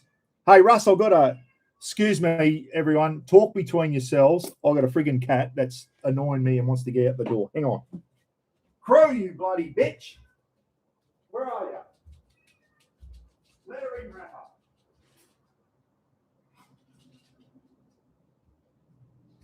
You got to learn how to open the door, Raph. She was outside wanting to get in, and Rafa's looking at her, and Rafa said, "Dad, I'm too short to reach the door handle, or I would have let her in." My nose is itchy. Why is my nose itchy every time I do a live feed? Russ, when you get home tonight, give me a chat, reference Australian polo shirts. I've had a lot of people, not a lot, but a few people, everyone. I did a YouTube short recently wearing a polo shirt with the Aussie. It was like Aussie flag polo shirt. I've had a few inquiries. Who would be interested in a Townsville Chiefs, in a Aussie polo shirt with a Chiefs and a Buckaroony logo on it?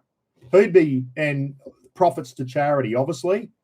Probably sell them for $25 each, $10 to charity. Who'd be interested in a Townsville Chiefs, Mr. Buckaroony, Aussie flag polo shirt? I reckon just to support. The things are going at the moment. Let's get out, wear an Aussie flag polo shirt and bloody show our pride in this country. So I've had a couple of inquiries about that. I wore it on a YouTube short the other day and someone went, "Buck, is that your new merch or whatever?" And I didn't even think of doing this. And as soon as I read that message, I thought, here's a bloody charity opportunity staring me in the face. Russ, give me a ring tonight, mate. Yeah. Who's into it? I use that $20 for cat pelt. Graham, where do you go? I used to get $20 for cat pelts. Well, I'll tell you what, an old boss of mine, Russ, if you're still watching, old supervisor of mine at the prison, Jeff Pollard, everyone. Jeffrey, if you see this, Jeff came up to the Cape with us last year, and me and Jeff were camp cooks and whatever. While the boys were out fishing in the Bazant River, me and Jeff stayed behind. We'd have a bloody beer and get the food all cooking and have a good chat during the day. And Jeff was telling me about his childhood down in Victoria, everyone. And Jeff said, when I was a young fella, he said, I used to go rabbit hunting. So back in the day when a kid could run around with a 22 and plug rabbits, no license required. How good were those days? You could run around with I used to run around with a slug gun as a kid, everyone. Popping tin cans and shit. I didn't go popping birds and that, I must admit. I used to pop tin cans and all that. But with a slug gun, now you got to have a license for that shit. Anyway, Jeff used to go out, and that was how he made pocket money as a kid. He used to go pinging rabbits with a 22. He'd go down to the local pubs, walk in with rabbits to the pubs, all the pubs. I forget what town he was. He was at Traralgon or something like that. And they go, "Here, young fella, I'll take 2. People used to buy rats. I'd go down the pub for a couple of schooners and come home. "Here, love, cook these up." With a couple of, Jeff would skin them. I think Jeff would skin them. And from memory, you just bloody nick them and then the skin's pulled off a rabbit. So Jeff, and gut them. Jeff would walk into the pub with a bloody 20 rabbits on his push, hanging off the handlebars of his push bike, go into the pub and sell all these rabbits for a couple of bucks each. And blokes would go home and go down for a few schooners at the pub and come home with dinner. Cook a couple of rabbits up in the oven.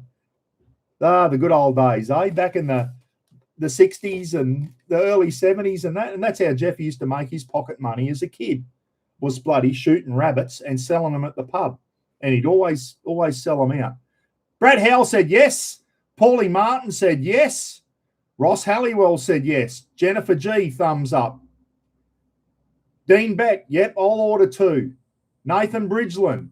Jeffrey Keane, thumbs up. Pete Donlan. There you go, Russ. Give me a ring, mate. We're on to it. The Aussie. You want to, excuse me, I'll go and grab mine if you haven't seen it, everyone. Sorry. Give me 30 seconds. I'll grab the Aussie flag polo shirt if you haven't seen it, and so you know what I'm talking about. Hey, Rafa.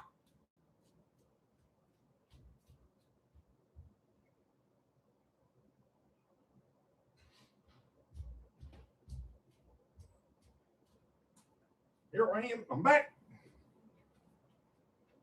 So, there it is. There, everyone.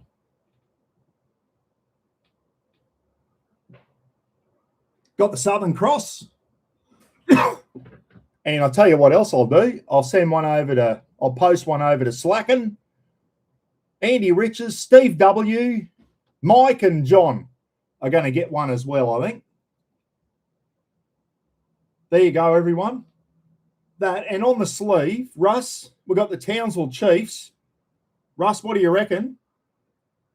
We could put the Buckaroony logo, the Mr. Buckaroony logo on the other sleeve. Chiefs on one, Buckaroony on the other. What's on the back? Oh, the back's the flag as well, everyone. So she's double-sided. Flag on the back, flag on the front. Aussie flag polo, $25 with $10 to charity. Russ is going to ring me tonight, everyone. I didn't even think about that until someone on one of my YouTube shorts said, Buck, is that your new merch? Because you could tell he was excited about it. It bloody will be soon. There you go, everyone. And the good thing about is Russ gets it. Russ goes straight to the guy who makes them in Pakistan, everyone, and he gets them. And the same company, if you got one of the Fecky shirts, everyone, it's the exact same bloke who makes the Fecky shirts that makes those ones. So the sizing's all the same. So if you got a Fecky shirt and you're happy with it, that's what the Aussie one will be. So there you go. Everyone seems pretty excited about wearing an Aussie polo shirt. A Townsville Chiefs, Mr. Buckaroony. There you go, Russ. We could be onto something, mate. Russ is probably sitting there throwing shit at his computer, going, Buck's creating more friggin' work for me. But hey, Russ, and I think Russ is doing all the work. Russ, we might get you to pick a charity this time, mate, instead of up to me. I don't know. I'll talk to you tonight. Russ is going to ring me 7 o'clock tonight when he gets home from work, everyone. He's on a 12-hour shift at the moment. And that could be the next. So, yeah, really good. Always up for something. Isn't it good to something a bit different for charity? And there you go. Me and Russ get nothing out of it, everyone. We just do it for the enjoyment and for the charity. So there you go. Aussie polos, Buckaroony Aussie polos coming soon. You know I'm passionate about the Aussie flag, everyone. And I reckon, Russ, all our overseas, our regulars, Andy Riches, Steve W. up in the UK, Phil Webber over the ditch. Phil will walk downtown in Auckland, New Zealand with the Aussie polo on and get bashed. The Kiwis will bash him. No, you're a Wallabies supporter. You go for the Wallabies instead of the All Black, and they'll punch shit out of Phil Webber. So I might send one over to Phil. Slacken and Robbie might have to get one. Who else? Who have I missed? And John and Mike up in the USA. John, how good would that look, mate? That'd be a talking point, mate. If you wear that into the shopping centre, big Aussie flag polo shirt, I'm sure everyone will go, God damn, where'd you get that? Be a good talking point, John, if you wear that to the shopping centre, mate. It'd stick out like dog's balls over in America, wouldn't it? I think probably a lot of Americans that probably wouldn't even know what flag that was. Mate, I've been watching a lot of stuff on YouTube where they go up and talk to young Americans in the street and ask them basic questions. There was one there the other day. What countries border the USA? what country borders us to the north and what country borders us to the south. And a lot of Americans had no idea. They had no clue. And I thought, how dumb are you people? How dumb are you? I'd like to think Aussies aren't as dumb as that. And that's something else I was thinking of doing with Jamil. Going downtown one day with $1,000 and giving everyone, asking people, and have a sign up down the main street. How dumb are you? Ask them 5 basic questions they should know. And if they get 5 out of 5, $10 goes in the tin for the local animal shelter. And record it and put it on YouTube and that. It's something I've been thinking about doing for a while. So how's the plates going, Brad? That's the other thing. Mate, they've been, so if you can believe what they've told Brett's got no hair left, everyone. He's been struggling with this company. We've paid the money, $3,367 out of my pocket to get them made. Apparently, they've been made, and we've seen a box of plates with the 4 plates on top, where the ones underneath all made. We don't know whether it's a thing. But anyway, so we've been told that they've all been made and they're sitting at a port. They've been handed over from the factory to a company, a freight company or whatever. They're still sitting on the docks in China. Anyway, Brett blew a gasket and got onto Alibaba and said, we want our friggin' money back. Anyway, straight away, the company went, oh.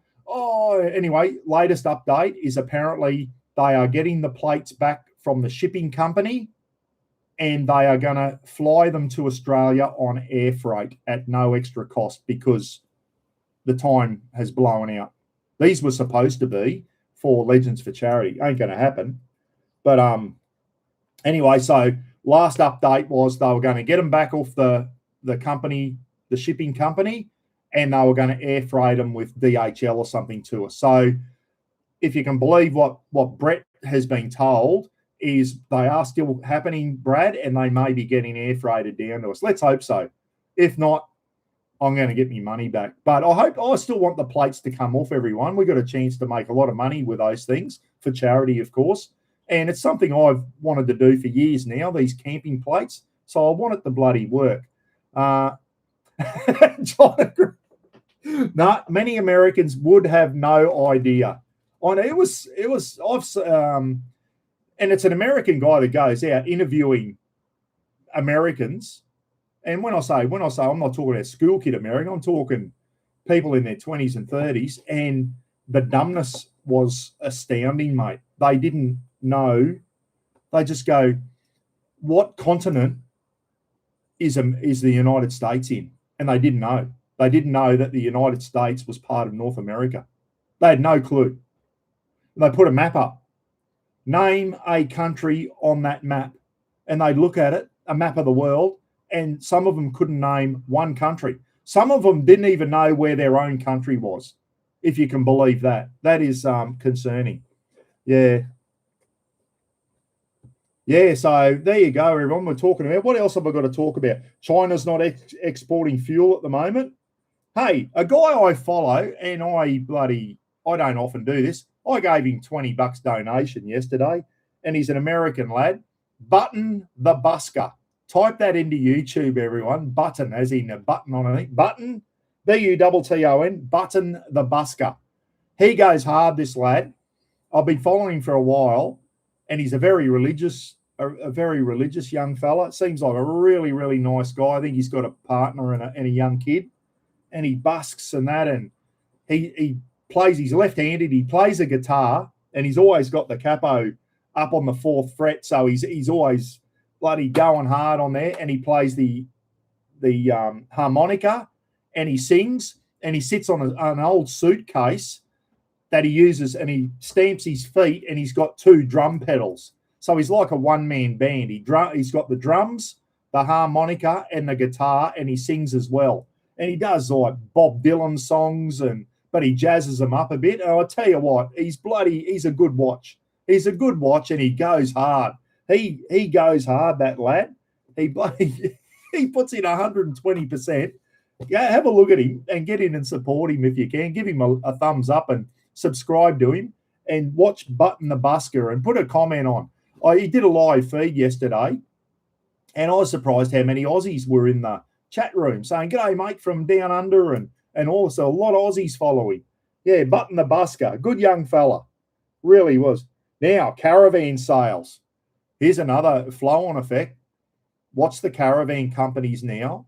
If this fuel crisis, most Canucks wouldn't know either, John. Yeah, that's something I used to love geography at school, everyone. That was my favourite subject, geography, and I'm pretty good at it. Most Canucks wouldn't either. Yeah, it's pretty sad, eh? It's pretty sad. And, John, without trying to have a crack at Americans too much, I just think my opinion is a lot of Americans don't know what's going on outside their own backyard, mate, as in the rest of the world. I think a lot of Americans are clueless, including some of your politicians, have got no clue. It's pretty sad. I think even your president, mate, I don't think he's got a real grasp on what's going on around the world, mate. Anyway, without going on to that shit, our PM don't have a lot of clue about a lot of things either, let me tell you. Caravan sales are going to suffer. Who's going to want to buy a caravan at the moment when diesel's nearly $3 a litre? Who wants to buy a caravan when the fuel costs are like this? Someone said to me the other day, he said, "Mate, watch the caravans go on sale now. Watch caravansales.com.au and you might be able to pick up a see, Bradley Howe loves science. Yep, well, there you go. John saying, "Oh, man, Dana and I were at an RV show yesterday. Discounts were huge." Well, there you go. I think caravan companies, John, are going to do it hard, mate. They are going to do it hard. That's another flow-on effect. There's a lot of companies out there. Someone said the other day, "Buck, I work at a poly water tank company, and they are ordering their plastics in bulk at the moment, more than what they normally do, because the price of plastics is going up because plastics are made out of petroleum, aren't they?"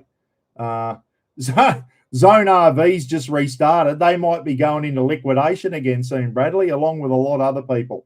Who's going to want to buy a Zone RV at the moment when diesel's $3 a litre, mate? Anyway, it was good to see. Yeah, but the poor bastards had put 150 grand down on, or 180 grand on a caravan. Now you can get their money back, mate, because it's a new company. But the new company has said, "Oh, we'll do your new caravan at cost price." Good on him, but who can afford to buy a Zone RV at cost price when you've just lost 150 or 180 grand on your last caravan? So, yeah. There you go, everyone. Caravans. Watch, yeah, keep your eye on that one. If this keeps dragging on, keep your eye on the amount of secondhand caravans for sale and keep your eye on caravan companies. There you go. John's just said over in America, he went to an RV show yesterday, heavy discounts on caravans. So even the Yanks are starting to bloody go. Can't afford the fuel to be towing a caravan around the United States. Not at the moment anyway. Let's hope this is temporary. Let's hope that Strait of Hormuz opens up soon. Even if the war, Iran thing, even if they can get ships down that strait and the Navy start escorting the oil tankers through the Strait of Hormuz, and they can get the oil through, we'll see the prices start coming down. But if six ships have been bombed, so 6 have tried to get through, and the Iranians got them all. The only ships getting through the Strait of Hormuz at the moment are Iranian ships and Chinese ships. Surprise, surprise. Apparently the Chinese bulk tankers, they're allowing them to get through, if you can believe the news.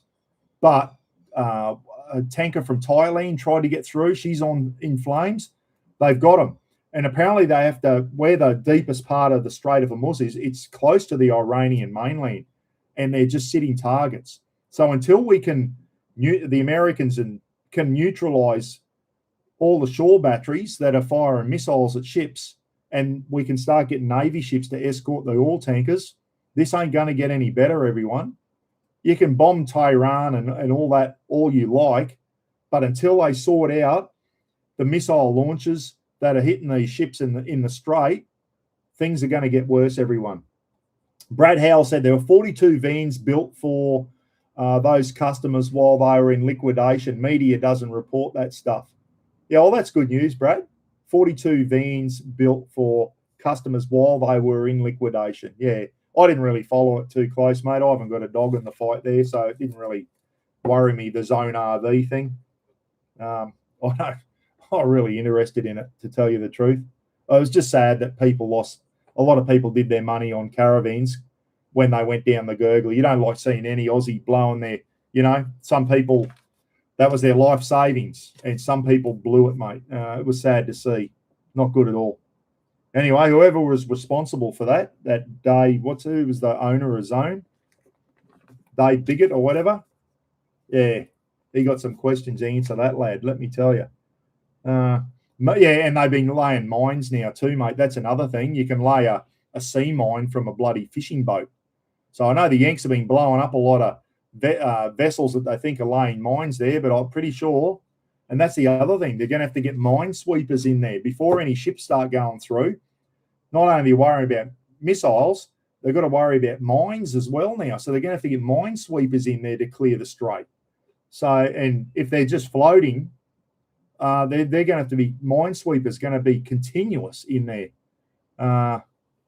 20,000 Marines on the way over there.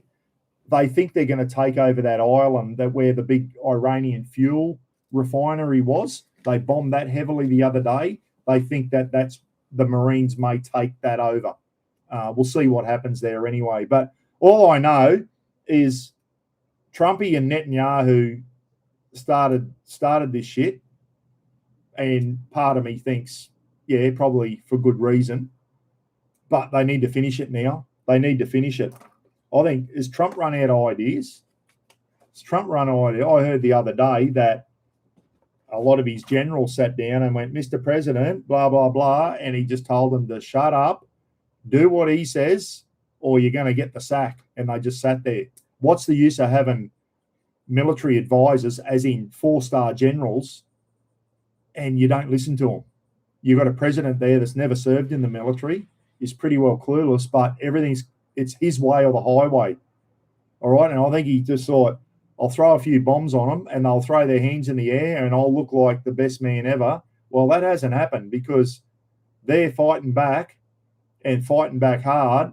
And I think he's running out of ideas, old Trumpster. We'll see what happens anyway. If the Chinese ships are getting through, there'll be no mines. Well, there you go, Pablo. Yeah, well, if they're sending Iranian ships and Chinese ships through, have they mined the straits? Good point.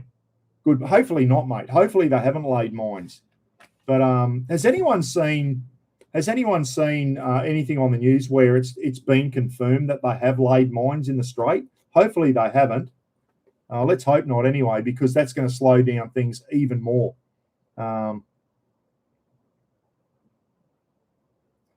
Pete Donlan said, I think Israel will decide when it's done. Yeah, and I'm starting to think that too. Who's actually calling the shots here? Netanyahu or Trump? Is Trump just a puppet for the Israelis? That's what a lot of people are saying. The Israelis went in and Trumpy's in there supporting them. I don't know. They've gone a bit rogue, the Israelis, haven't they? I don't like what happened to them on the 7th of October, but they tend to go rogue because they know they've got the backing of the United States. Without the backing of the United States, they wouldn't be here now, the Israelis. But they know they've got the backing of the biggest military in the world, and that's why they keep doing what they're doing.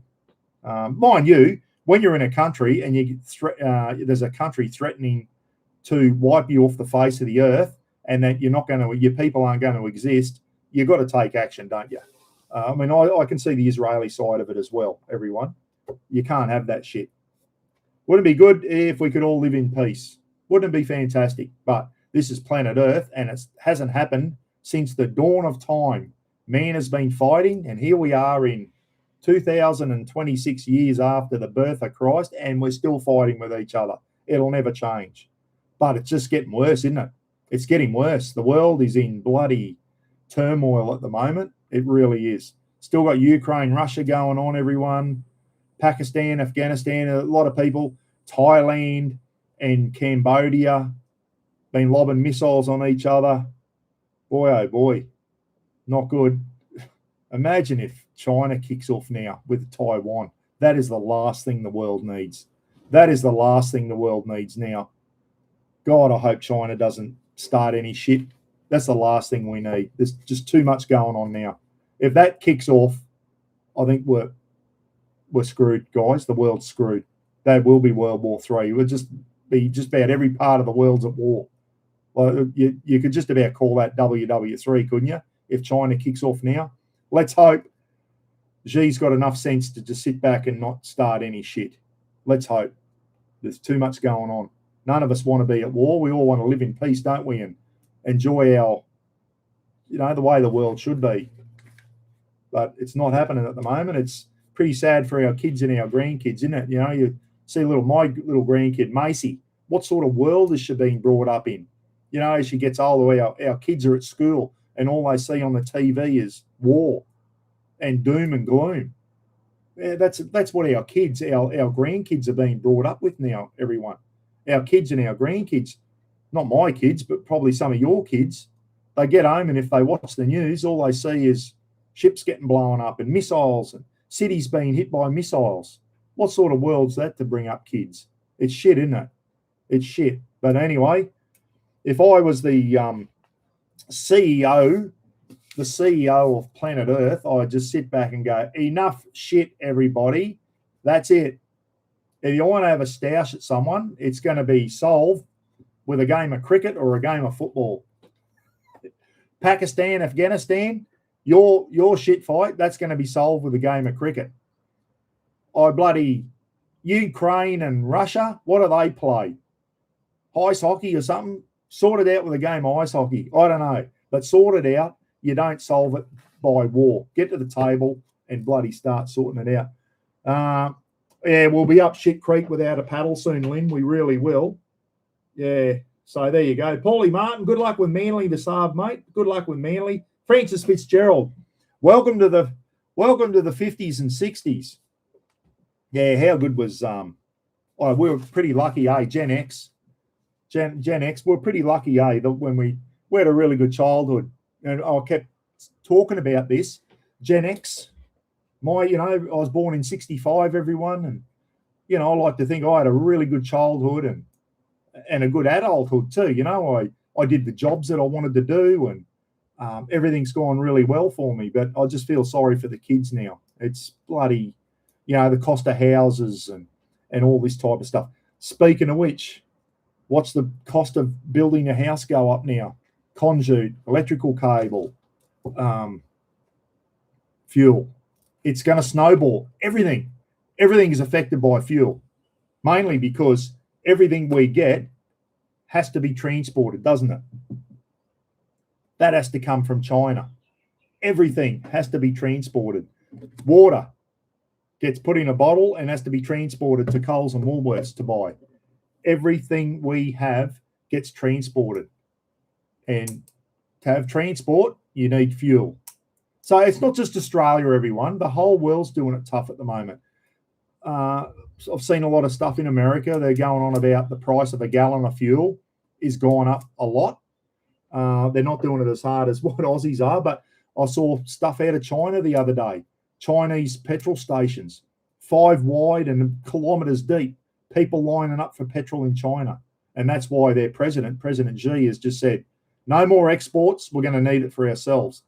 China's not doing it to spite other countries. They're doing it to look after themselves, as they should do, as you'd expect.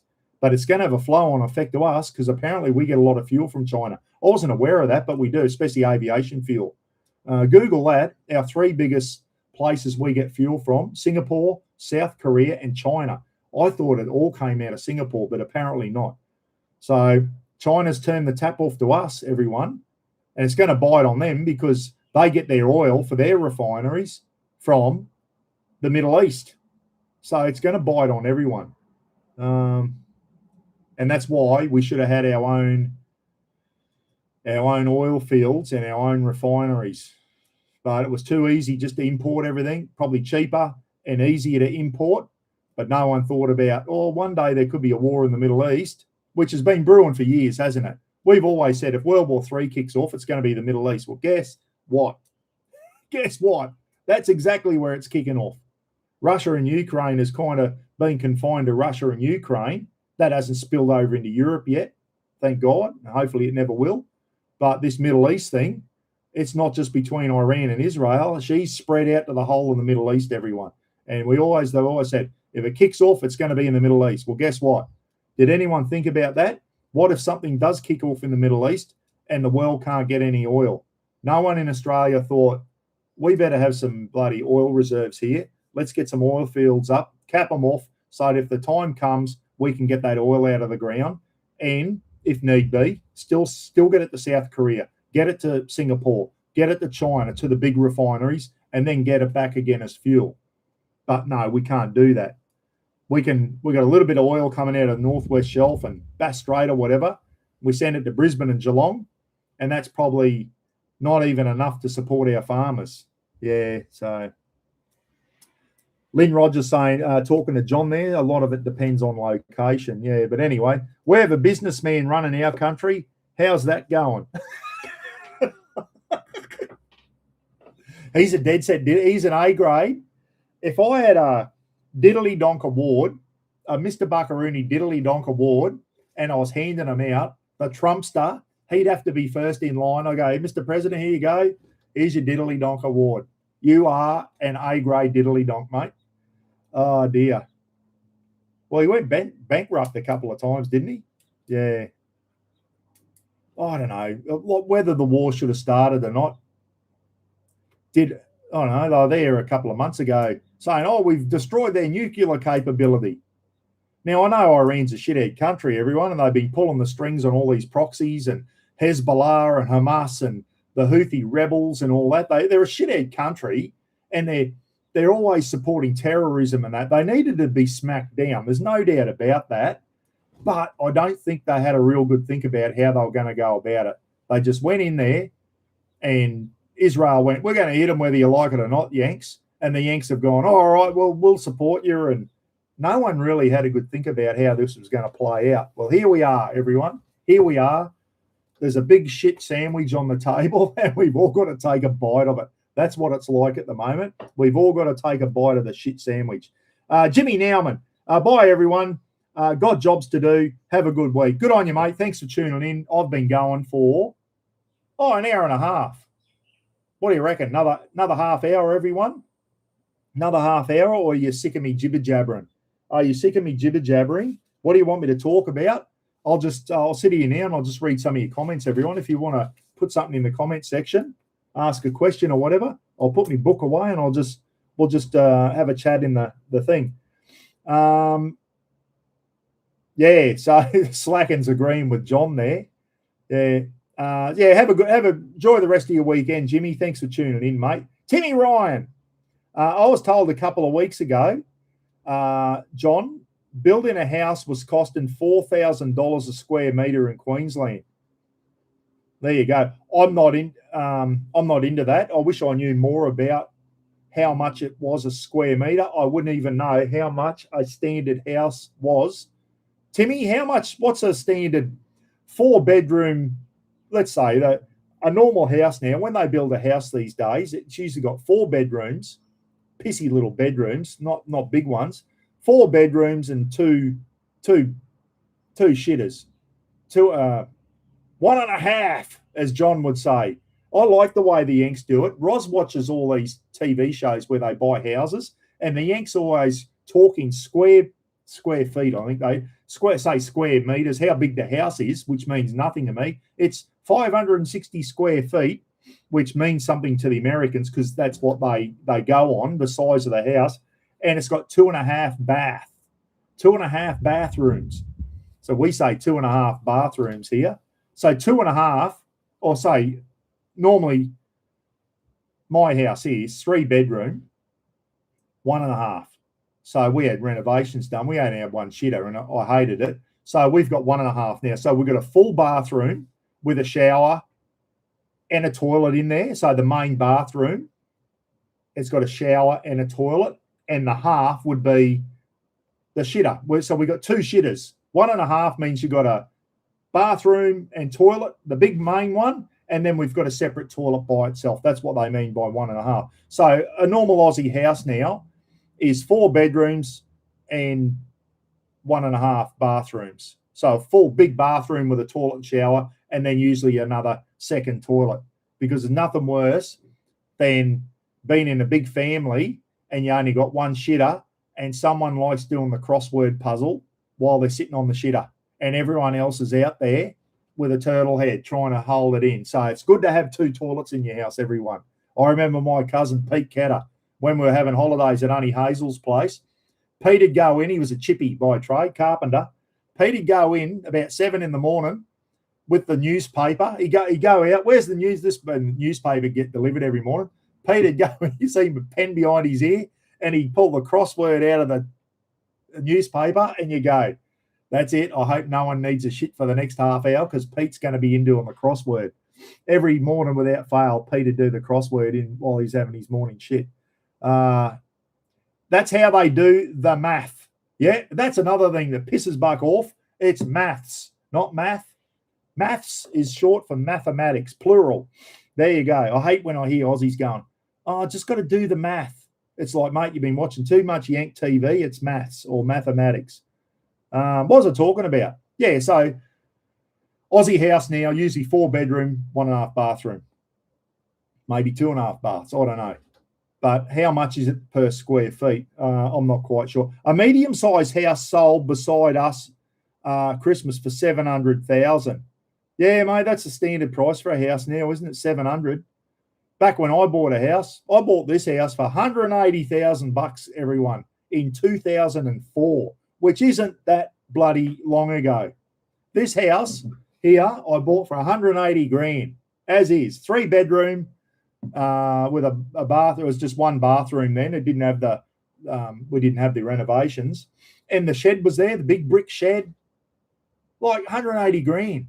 You could afford to buy a house 20-something years ago in a country town, would have been a lot more in Brisbane and that. As I said, everyone, in 1994, I bought a house in Albany Creek in Brisbane for $158,000. And it was a nice home, 3 bedroom, bathroom, split level, really, really nice home. Brick in a nice suburb, Albany Creek, north of Brisbane, northern suburbs of Brisbane.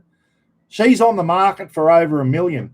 Snorky pulled it up the other day. She's 1.012 million now, that house. That is since 1994. That's how much the cost's gone up. The house I bought for $158,000 and then sold for $145,000. I lost 13 grand on her. Fucking, she's over $1 million now. They've renovated. It has been renovated, but it's still got the old original brick barbecue out the back. Wood fire. Used to throw sticks and newspaper in and light her up, have the boys around for a barbie. Back in the day, we didn't have gas barbecues. You'd bloody scrunch the newspaper up, put some sticks on, and if you weren't good at lighting fires, put a bit of Kero on the top, Boy Scouts match, and light her up and have the barbecue on a hot plate. That barbecue was still there. It was still there. I thought, there's the old Barbie, still there. Good shit. And she's worth $1 million now, that house. Bastards. Anyway. Yeah, so there you go. How far, maybe in another 20 years, houses will be $2 million. How do our grandkids afford? How's little Macy ever going to afford her own house, everyone? It's pretty sad, isn't it? It's pretty sad. Yeah, bloody hell. Pete Donlan said he's looking out west at the moment. Yeah, I think that's the way to go, everyone. If you can, Rowan's just gone out to got a job out in Bark Alden, everyone. I think it's the way to go. If you can score good work out in the country, get out of the big hustle and bustle cities and get in and have a country change, have a tree change, as they say. I love living in country towns. It's great. I've lived in a lot of country towns in my life, and they shit all over living in the city.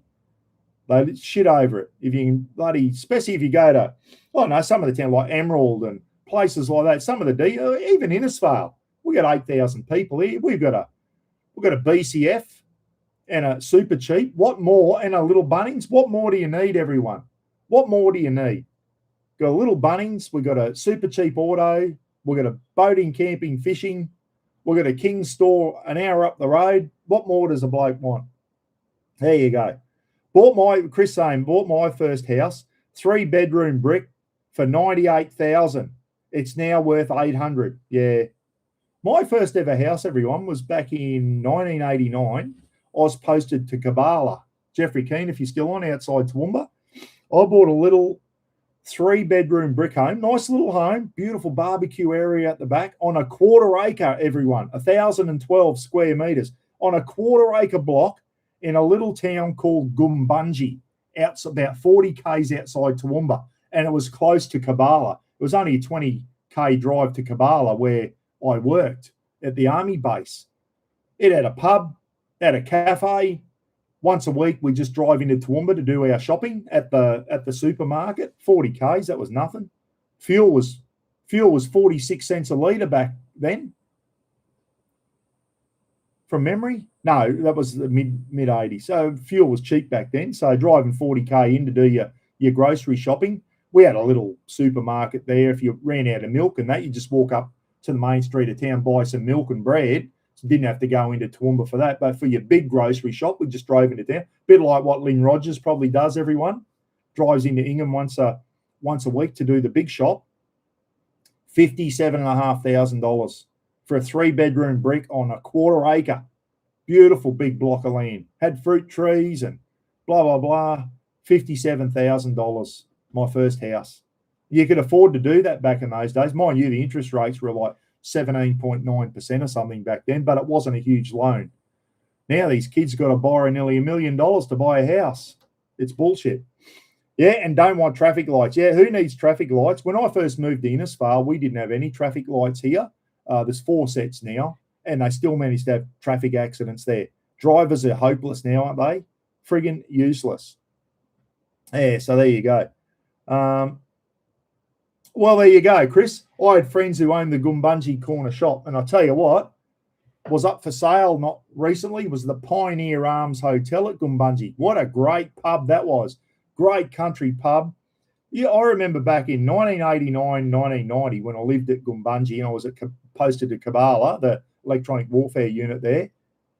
We used to go up for the meat tray raffles on a Friday night at the Pioneer Arms Hotel, and a mixed grill was $6 for a counter meal at the pub. Beautiful. Bit of rump steak, sausages, a chop, and all your chips and salad and everything. $6 for a mixed grill. What's a mixed grill worth at a bloody pub now? 30-something dollars? $6 for a mixed grill. Have a few beers, cold beers off the tap at the Pioneer Arms Hotel at Gumbunji. That was for sale recently. I thought, boy, oh boy, I'd love to own that little pub. That was a great little pub. It really was. And a good little town, just quietly. Timmy Ryan said I could be looking for a house up north. If I get the border. I've been doing my YouTube shorts recently, everyone, and why does my nose get itchy during live feeds? If you don't like when I have a rant, everyone, don't watch my YouTube shorts. But I thought I'm going to get on there and have a rant on YouTube shorts, and getting a lot of comments, getting a lot of comments, a lot of people agreeing with what I'm saying, a lot of common sense stuff, which our politicians don't seem to be able to think of. So, Timmy Ryan, one of them was, I think I've had a gutful of all the money being channeled down into the southeast corner of Queensland. It's time North Queensland drew a line across at Rockhampton, and we have our own separate state of North Queensland.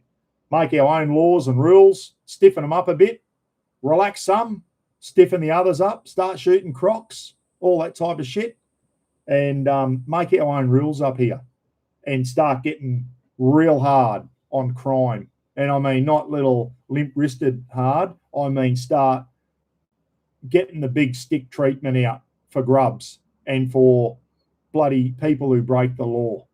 So North Queensland, it's like you go up there, you've got a bit more of a relaxed way of lifestyle up there. Laws have been a bit more relaxed, but if you step over that line and break the law, look out. They come down on you like a ton of bricks. That's how I'd be running it if I was the premier up here. So yeah, and that's getting a lot of people down saying, "Oh, Tommy Oliver didn't agree with it. Tommy Oliver didn't like the idea of splitting Queensland in two." But if you live in North Queensland and you get sick of driving on shit roads, and you can just see that they don't spend enough money up here in the north, and people say, "Oh, it's because you don't have the population." I get that But why do they keep jamming more people into Brisbane and the Gold Coast and the Sunshine? That part of Queensland is overcrowded as it is, and we keep jamming. The politicians come on. Oh, we're opening up more land. And where's all the land getting opened up? In friggin' outside Brisbane and that. Like, the infrastructure can't keep up as it is. The dam, especially the roads and the rail, can't keep up now. Start putting some money out into the bloody regional areas, everyone. Politicians. Toowoomba and all your bigger towns. Start bloody, you want to get a factory and get out there and encourage people to move out into the country. Get employment out there and people will move. Rowan's one of them, guys. Just moved out to Barcaldine. Got a new job out there. Went out for a tree change. Not a seed change. Went out for a tree change. Scotty and Tennille Jennings, everyone. Moved from Brisbane out to St. George, and they love it. Scotty's working on a cotton farm. Tennille's got a good job there in St. George. They love living out there now. They love the country life. It's a lot more laid back. As long as there's work out in the country towns, people will move out there. And the bloody cost of housing's a lot cheaper as well. You can afford to buy a bloody house still out in the country. Can't afford to buy one in Brisbane anymore. It's ridiculous. Yep, there you go. That'd be it, John. Mr. Buckaroony, Premier of Queensland, of North Queensland, and his side hustle is Mr. Buckaroony belts and boots made out of croc skin. They'll go, it's a bit of a coincidence, Buck, that you've just brought in the okay to shoot crocs and you've got a little side hustle selling belts and boots. No, nothing to see here. No corruption going on. Yeah, that's what I reckon. Start shooting them. Start managing. Not talking about wipe them all out, but yeah, we need to start managing their numbers, everyone. And maybe we can make some money off it. Get some tanneries up and running and start exporting quality belts and boots and bloody stuff made out of croc-hide. There's a market there for it. Start exporting it overseas. People will buy it.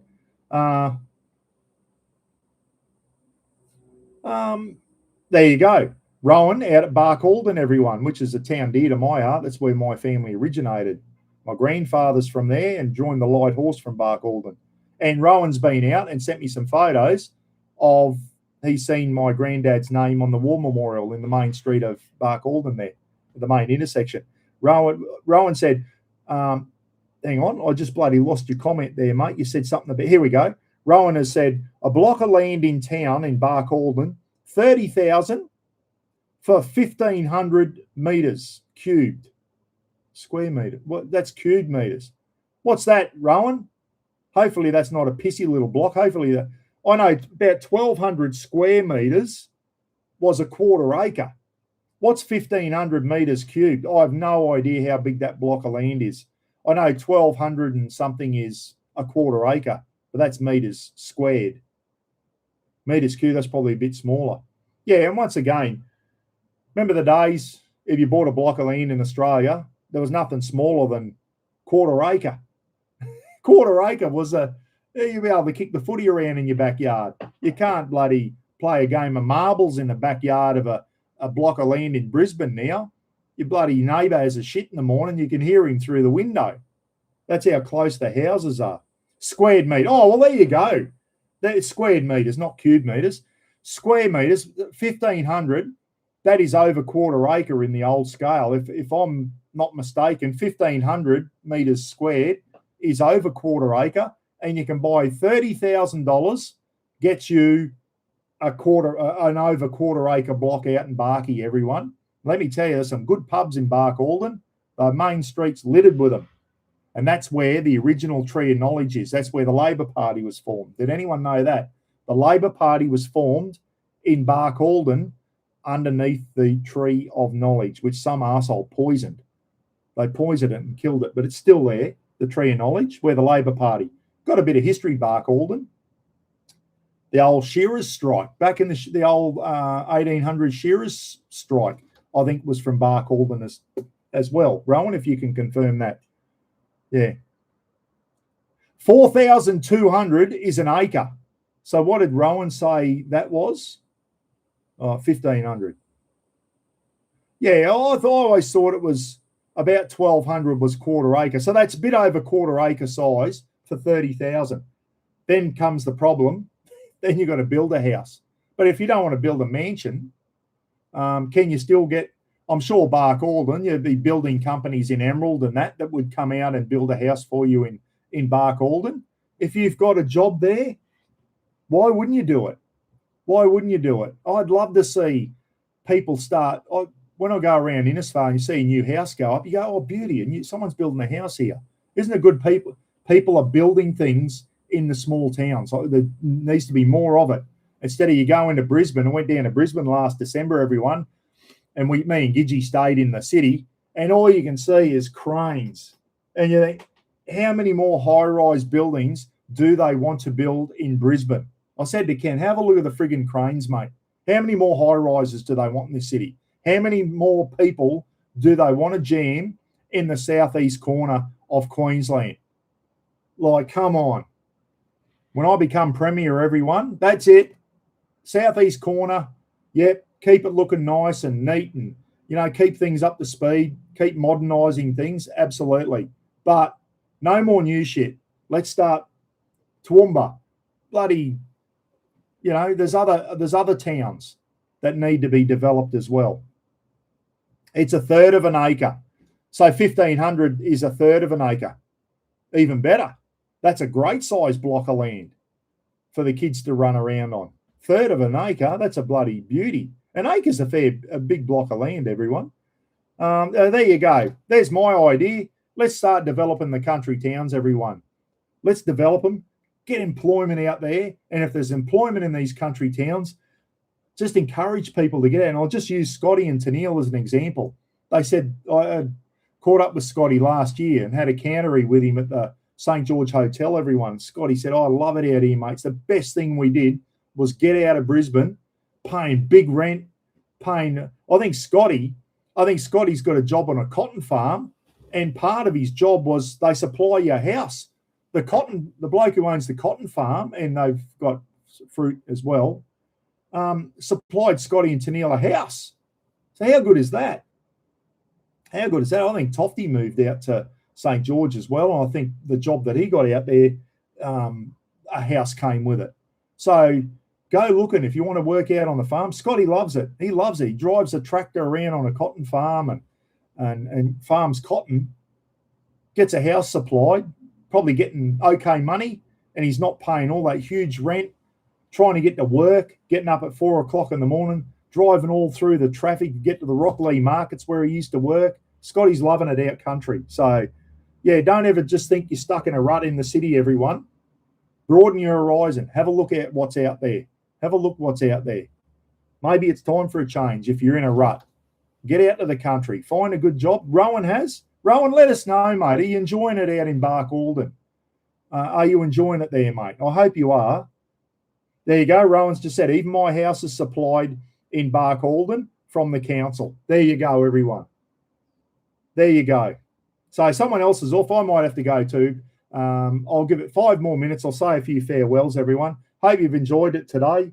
We've covered, we all know, we're all doing it hard with the cost of diesel. Not so much me. I sit at home on my ass and tinker around.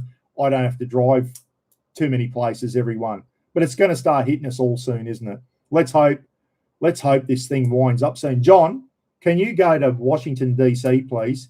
Knock on the front door, sit down with Trumpy and go, Trumpy, the Mr. Buckaroony community's not happy, mate. This is dragging on too long. Sort it out. Hurry up and finish it up so we can get back to normal and get on with our lives. And people, the amount of messages I've got from people, everyone, that are generally concerned about the cost of fuel. There's people out there that have got to drive a long way to work, whatever. We heard it from Jace Muller there. Never been so scared about supporting his family, everyone. It's sad seeing comments like that. Hang in there, Jace. Everyone's in the same. It's not just you, mate. There's a lot of people in the same boat. Okay, so there is light at the end of the tunnel. This thing's not going to go on forever, everyone. We always go through that shit. If you're watching your super, the arse fall out of your superannuation at the moment, don't worry, everyone. We're in one of those. There's a war going on. We'll punch out the other side. Stay confident. And I just hope someone out there isn't relying on their super at the moment and the arse is falling out of it. Mine's still sitting in there, haven't bloody touched it yet. I just hope that when I hit 67 and I do go to touch it, there's still something left in there. If there's not, oh, wouldn't you be pissed off? Anyway, it was looking good there a little while ago. I looked at my super and went, oh, yeah, keep going up, mate, keep going up. So when I tap into you, when I hit 67, there's going to be plenty there. Well, I reckon, I don't know how much. I'm not going to look. But the arse fell out of it during COVID too, and it bounced back. Look what happened during COVID, everyone. We'll bounce. We'll get through this. We'll get through. The good guys always win. That straight's going to open up again one day. It's not going to stay like this forever. Something's got to give, and the Yanks have got to keep going hard. They've got to keep going. They've started it now. You've got to keep going hard, John, and finish the job now. You can't just pull out now. You've got to finish the job. And I'm sure you will. I'm sure the Yanks will. The Yanks and Israelis will. I hope so anyway, because we need that straight open and we need the oil to get back down to China and Singapore and South Korea so it can be refined and we can start getting our petrol prices back down where they should be. They were probably a little bit high as it was, but I'll take $1.70 any day over $3. Boy, oh boy, that's going close to doubling. 309. Gidgey sent me a photo yesterday, everyone. Somewhere outside Brisbane, 309. I thought, you price gouging bunch of arseholes. Yeah, I know, Brad. You can access your super from 60, mate, but I get penalised by the military if they class superannuation as income. And then they just so I just get money out of my own money in one hand, and then the government takes it out of my military pension the other. So I'm in a bit of a position, mate, where I'm back into a corner till I'm 67 because the Veteran Affairs class any super you take out as income and they decrease your military pension. So I'd rather live on their money than my own at the moment, mate, if that makes sense. They're a pack of arseholes. Yeah, should be able to access you. Yeah. No, you can. I can access my super now, mate, but I get penalised for it. Yeah, that's the way it is, Brad. Jeff McGovern, my God, here we go. This is the highest one. $3.39 in Logan yesterday. That's the highest I've seen, Jeff. Has anyone seen it higher than $3.39? My God, $3.39 for diesel. Who can afford to tow a caravan and go on holidays when diesel's that price? I said to Cam Wild yesterday, I said to Cam, mate, thank God your bloody trip around Australia's finished. He said, yeah, mate. He said, yeah. He said, but I've got some big bloody trips with the boys coming up where we're driving a lot of kilometres, like 2,000 Ks on some boys' trip. He said, that's going to hurt. He said, I still got to put diesel in the 300. And he said, that's going to hurt. So, yeah, everyone's doing it tough. Hang in there, everyone. Hang in there. Rowan said, anyone looking for a country change? Here you go. Anyone looking for a country change? I'm hiring a water treatment operator in Alpha. 80,000 plus a free house. Only catch is I would be your boss. There you go, everyone. Rowan in Alpha, which is a little country town not far from Barcaldine. It's a bit of a mining town. Anyone looking for a country change? I'm hiring a water treatment operator in Alpha, 80,000 plus a free house. There you go, everyone. That 80,000 add on rent and all that type of shit, that pumps you way up over 100,000 a year when you've got a free house. That 80,000 translates to way more than 100,000 when you throw that free house in. Rowan, how do they get in touch with you, mate? How can they get in touch with you if someone is interested in that job in Alpha? 80,000 and a free house, looking for a country change. There's an opportunity for someone, everyone. There you go. Get on to Rowan. I'll wait before I go, everyone. I'll just $3.50 on Fraser Island for diesel. That's the high. Well, you can understand it in a way. They've got to ship it over to Fraser Island. Yeah.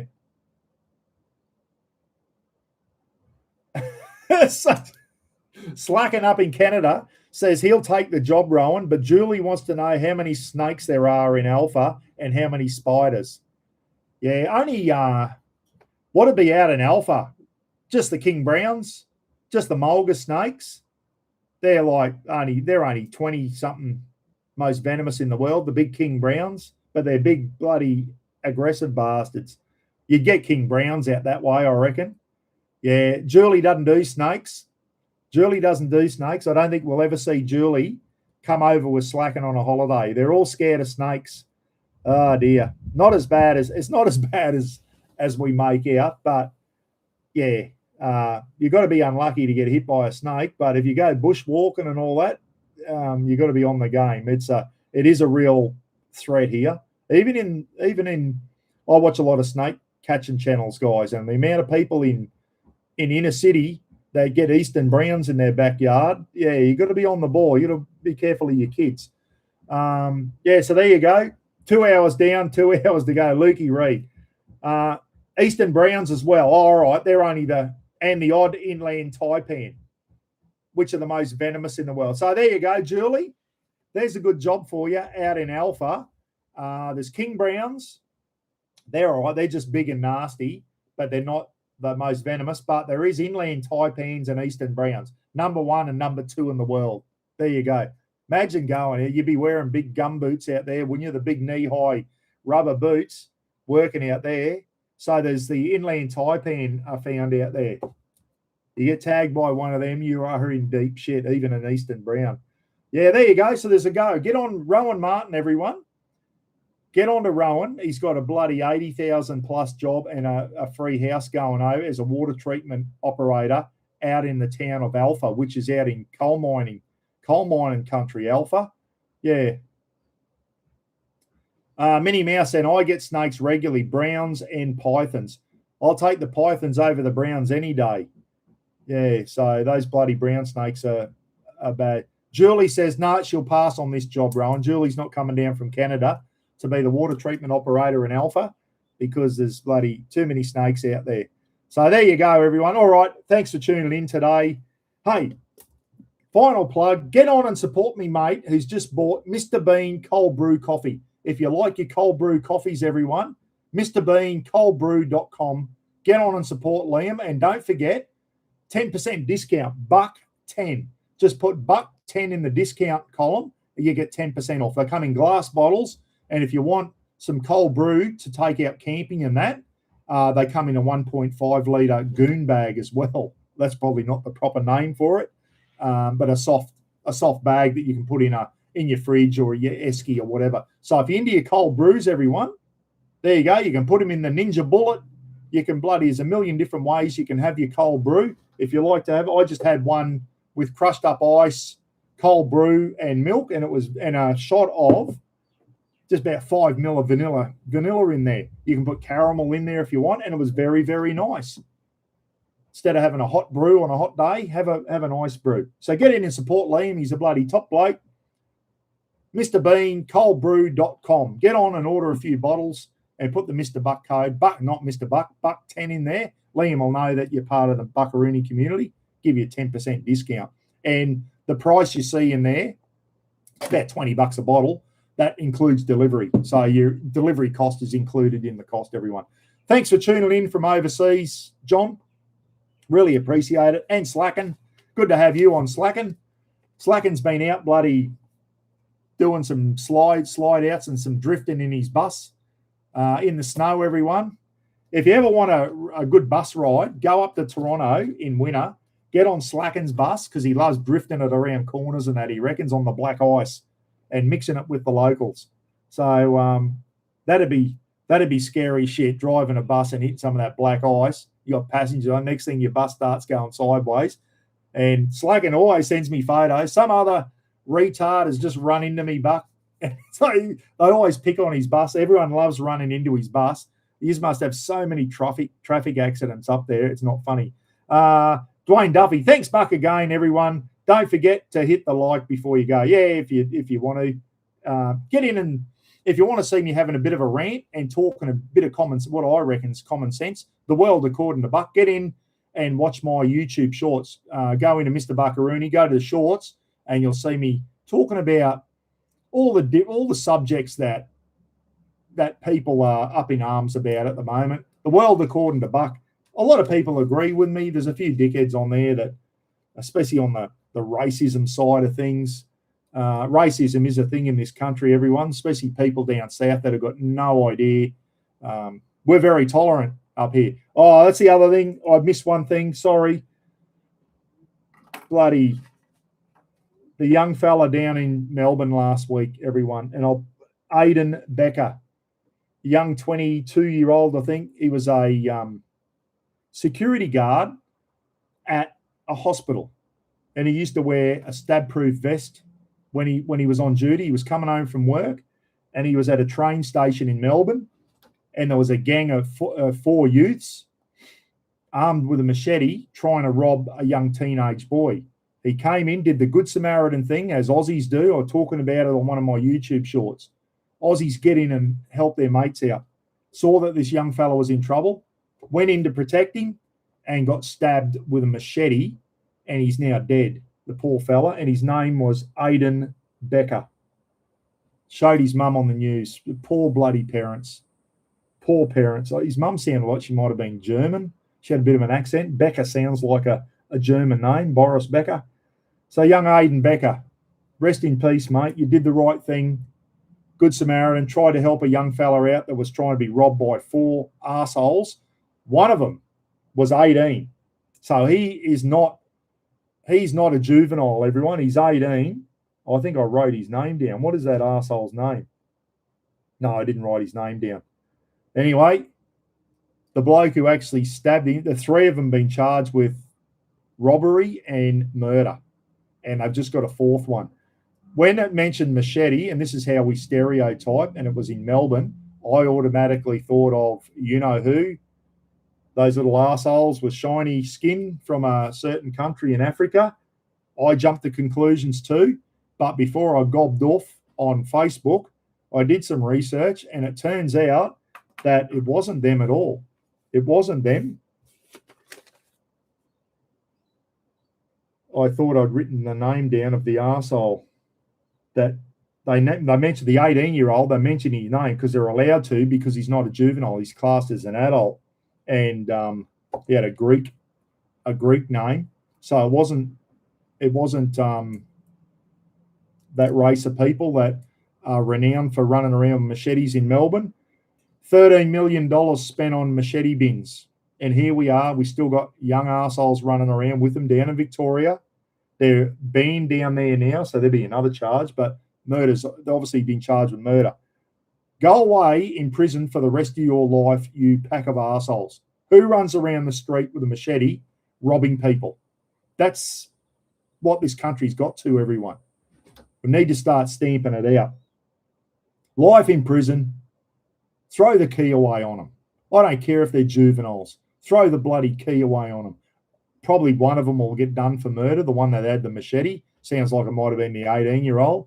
Who runs around with a machete? They're supposed to be all gone in Victoria now. How'd the bin? The only people who threw the machetes in the bin were the honest people. Surprise, surprise. All the arseholes are still running around with machetes. Jacinta Allen, the Premier of Victoria, who came up with that retarded idea?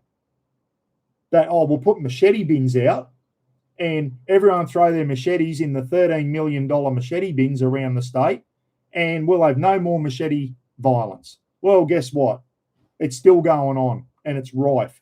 And a young fella has just lost his life. Young Aidan Becker, rest in peace, mate. Trying to help out a young fella that he didn't even know, doing the Aussie thing, coming back from work. And they said an hour before that, he was at work with a stab-proof vest on. And he comes to the train station on his way home from a day's work, and he gets stabbed to death by some arsehole with a machete. Dear oh dear, isn't it a sad world we live in, everyone? All right, sorry to leave you on that note, but I think it needed to be said. It needed to be said. Aidan Becker, let's spare a moment for his family, everyone. That's a bloody terrible thing. We need to start cracking the big whip, cracking the big stick down on these people. We need to start getting real tough on grubs, everyone. We need to stiffen up this country. We need to find our backbone again and start bloody getting stiff and getting tough.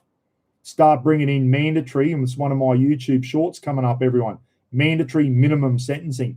Take the decisions out of our weak-gutted magistrates and judges' hands and start forcing their hand. And if you commit a certain type of offence, guess what?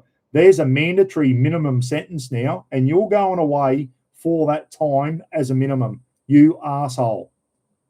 Okay, and you're going away for a long time. We've got to start building more prisons, so be it. Start building prisons and not holiday camps as well. So, yeah, time for the big stick. What do you reckon, everyone? What do you reckon? Yeah. Like the gun buyback. Yeah, I know. It's a whole new subject. Anyway, enjoy the rest of your weekend, everyone. Good luck to Manly this afternoon, Paulie Martin. I hope your team has a win, mate. It's against the Knights. I don't really have a dog. All I know is my football team are useless. The Cowboys, I'm done and dusted. I've given away my KO subscription. I've cancelled it in disgust. I refuse to watch them anymore. Anyway, maybe when they get rid of their coach, I might start watching them again. All right. Thanks, everyone. It's been a good morning. A lot of touchy subjects there. Good luck to you if you've been affected by the price of fuel. Hang in there, guys. We're thinking of you. We're all in the same boat. As I said, it's a shit sandwich. We all got to take a bite. Everyone around, it's not just Australia, everyone. We can't just go and put the whole blame, like everyone around the world is doing it tough. And let's hope this bloody war over there is over soon. Okay, and we can get back to normal. All right, see ya. Take it easy. I was going to slip into Coles and buy some chicken because I want to do a little sneaky clip on how to cook a toasted sandwich in the microwave. That's my next cook-up coming, everyone. See you later. See you, Slacken. See you, John, up there in the Northern Hemisphere. And tell Trumpy to hurry up and finish this bloody war. See ya.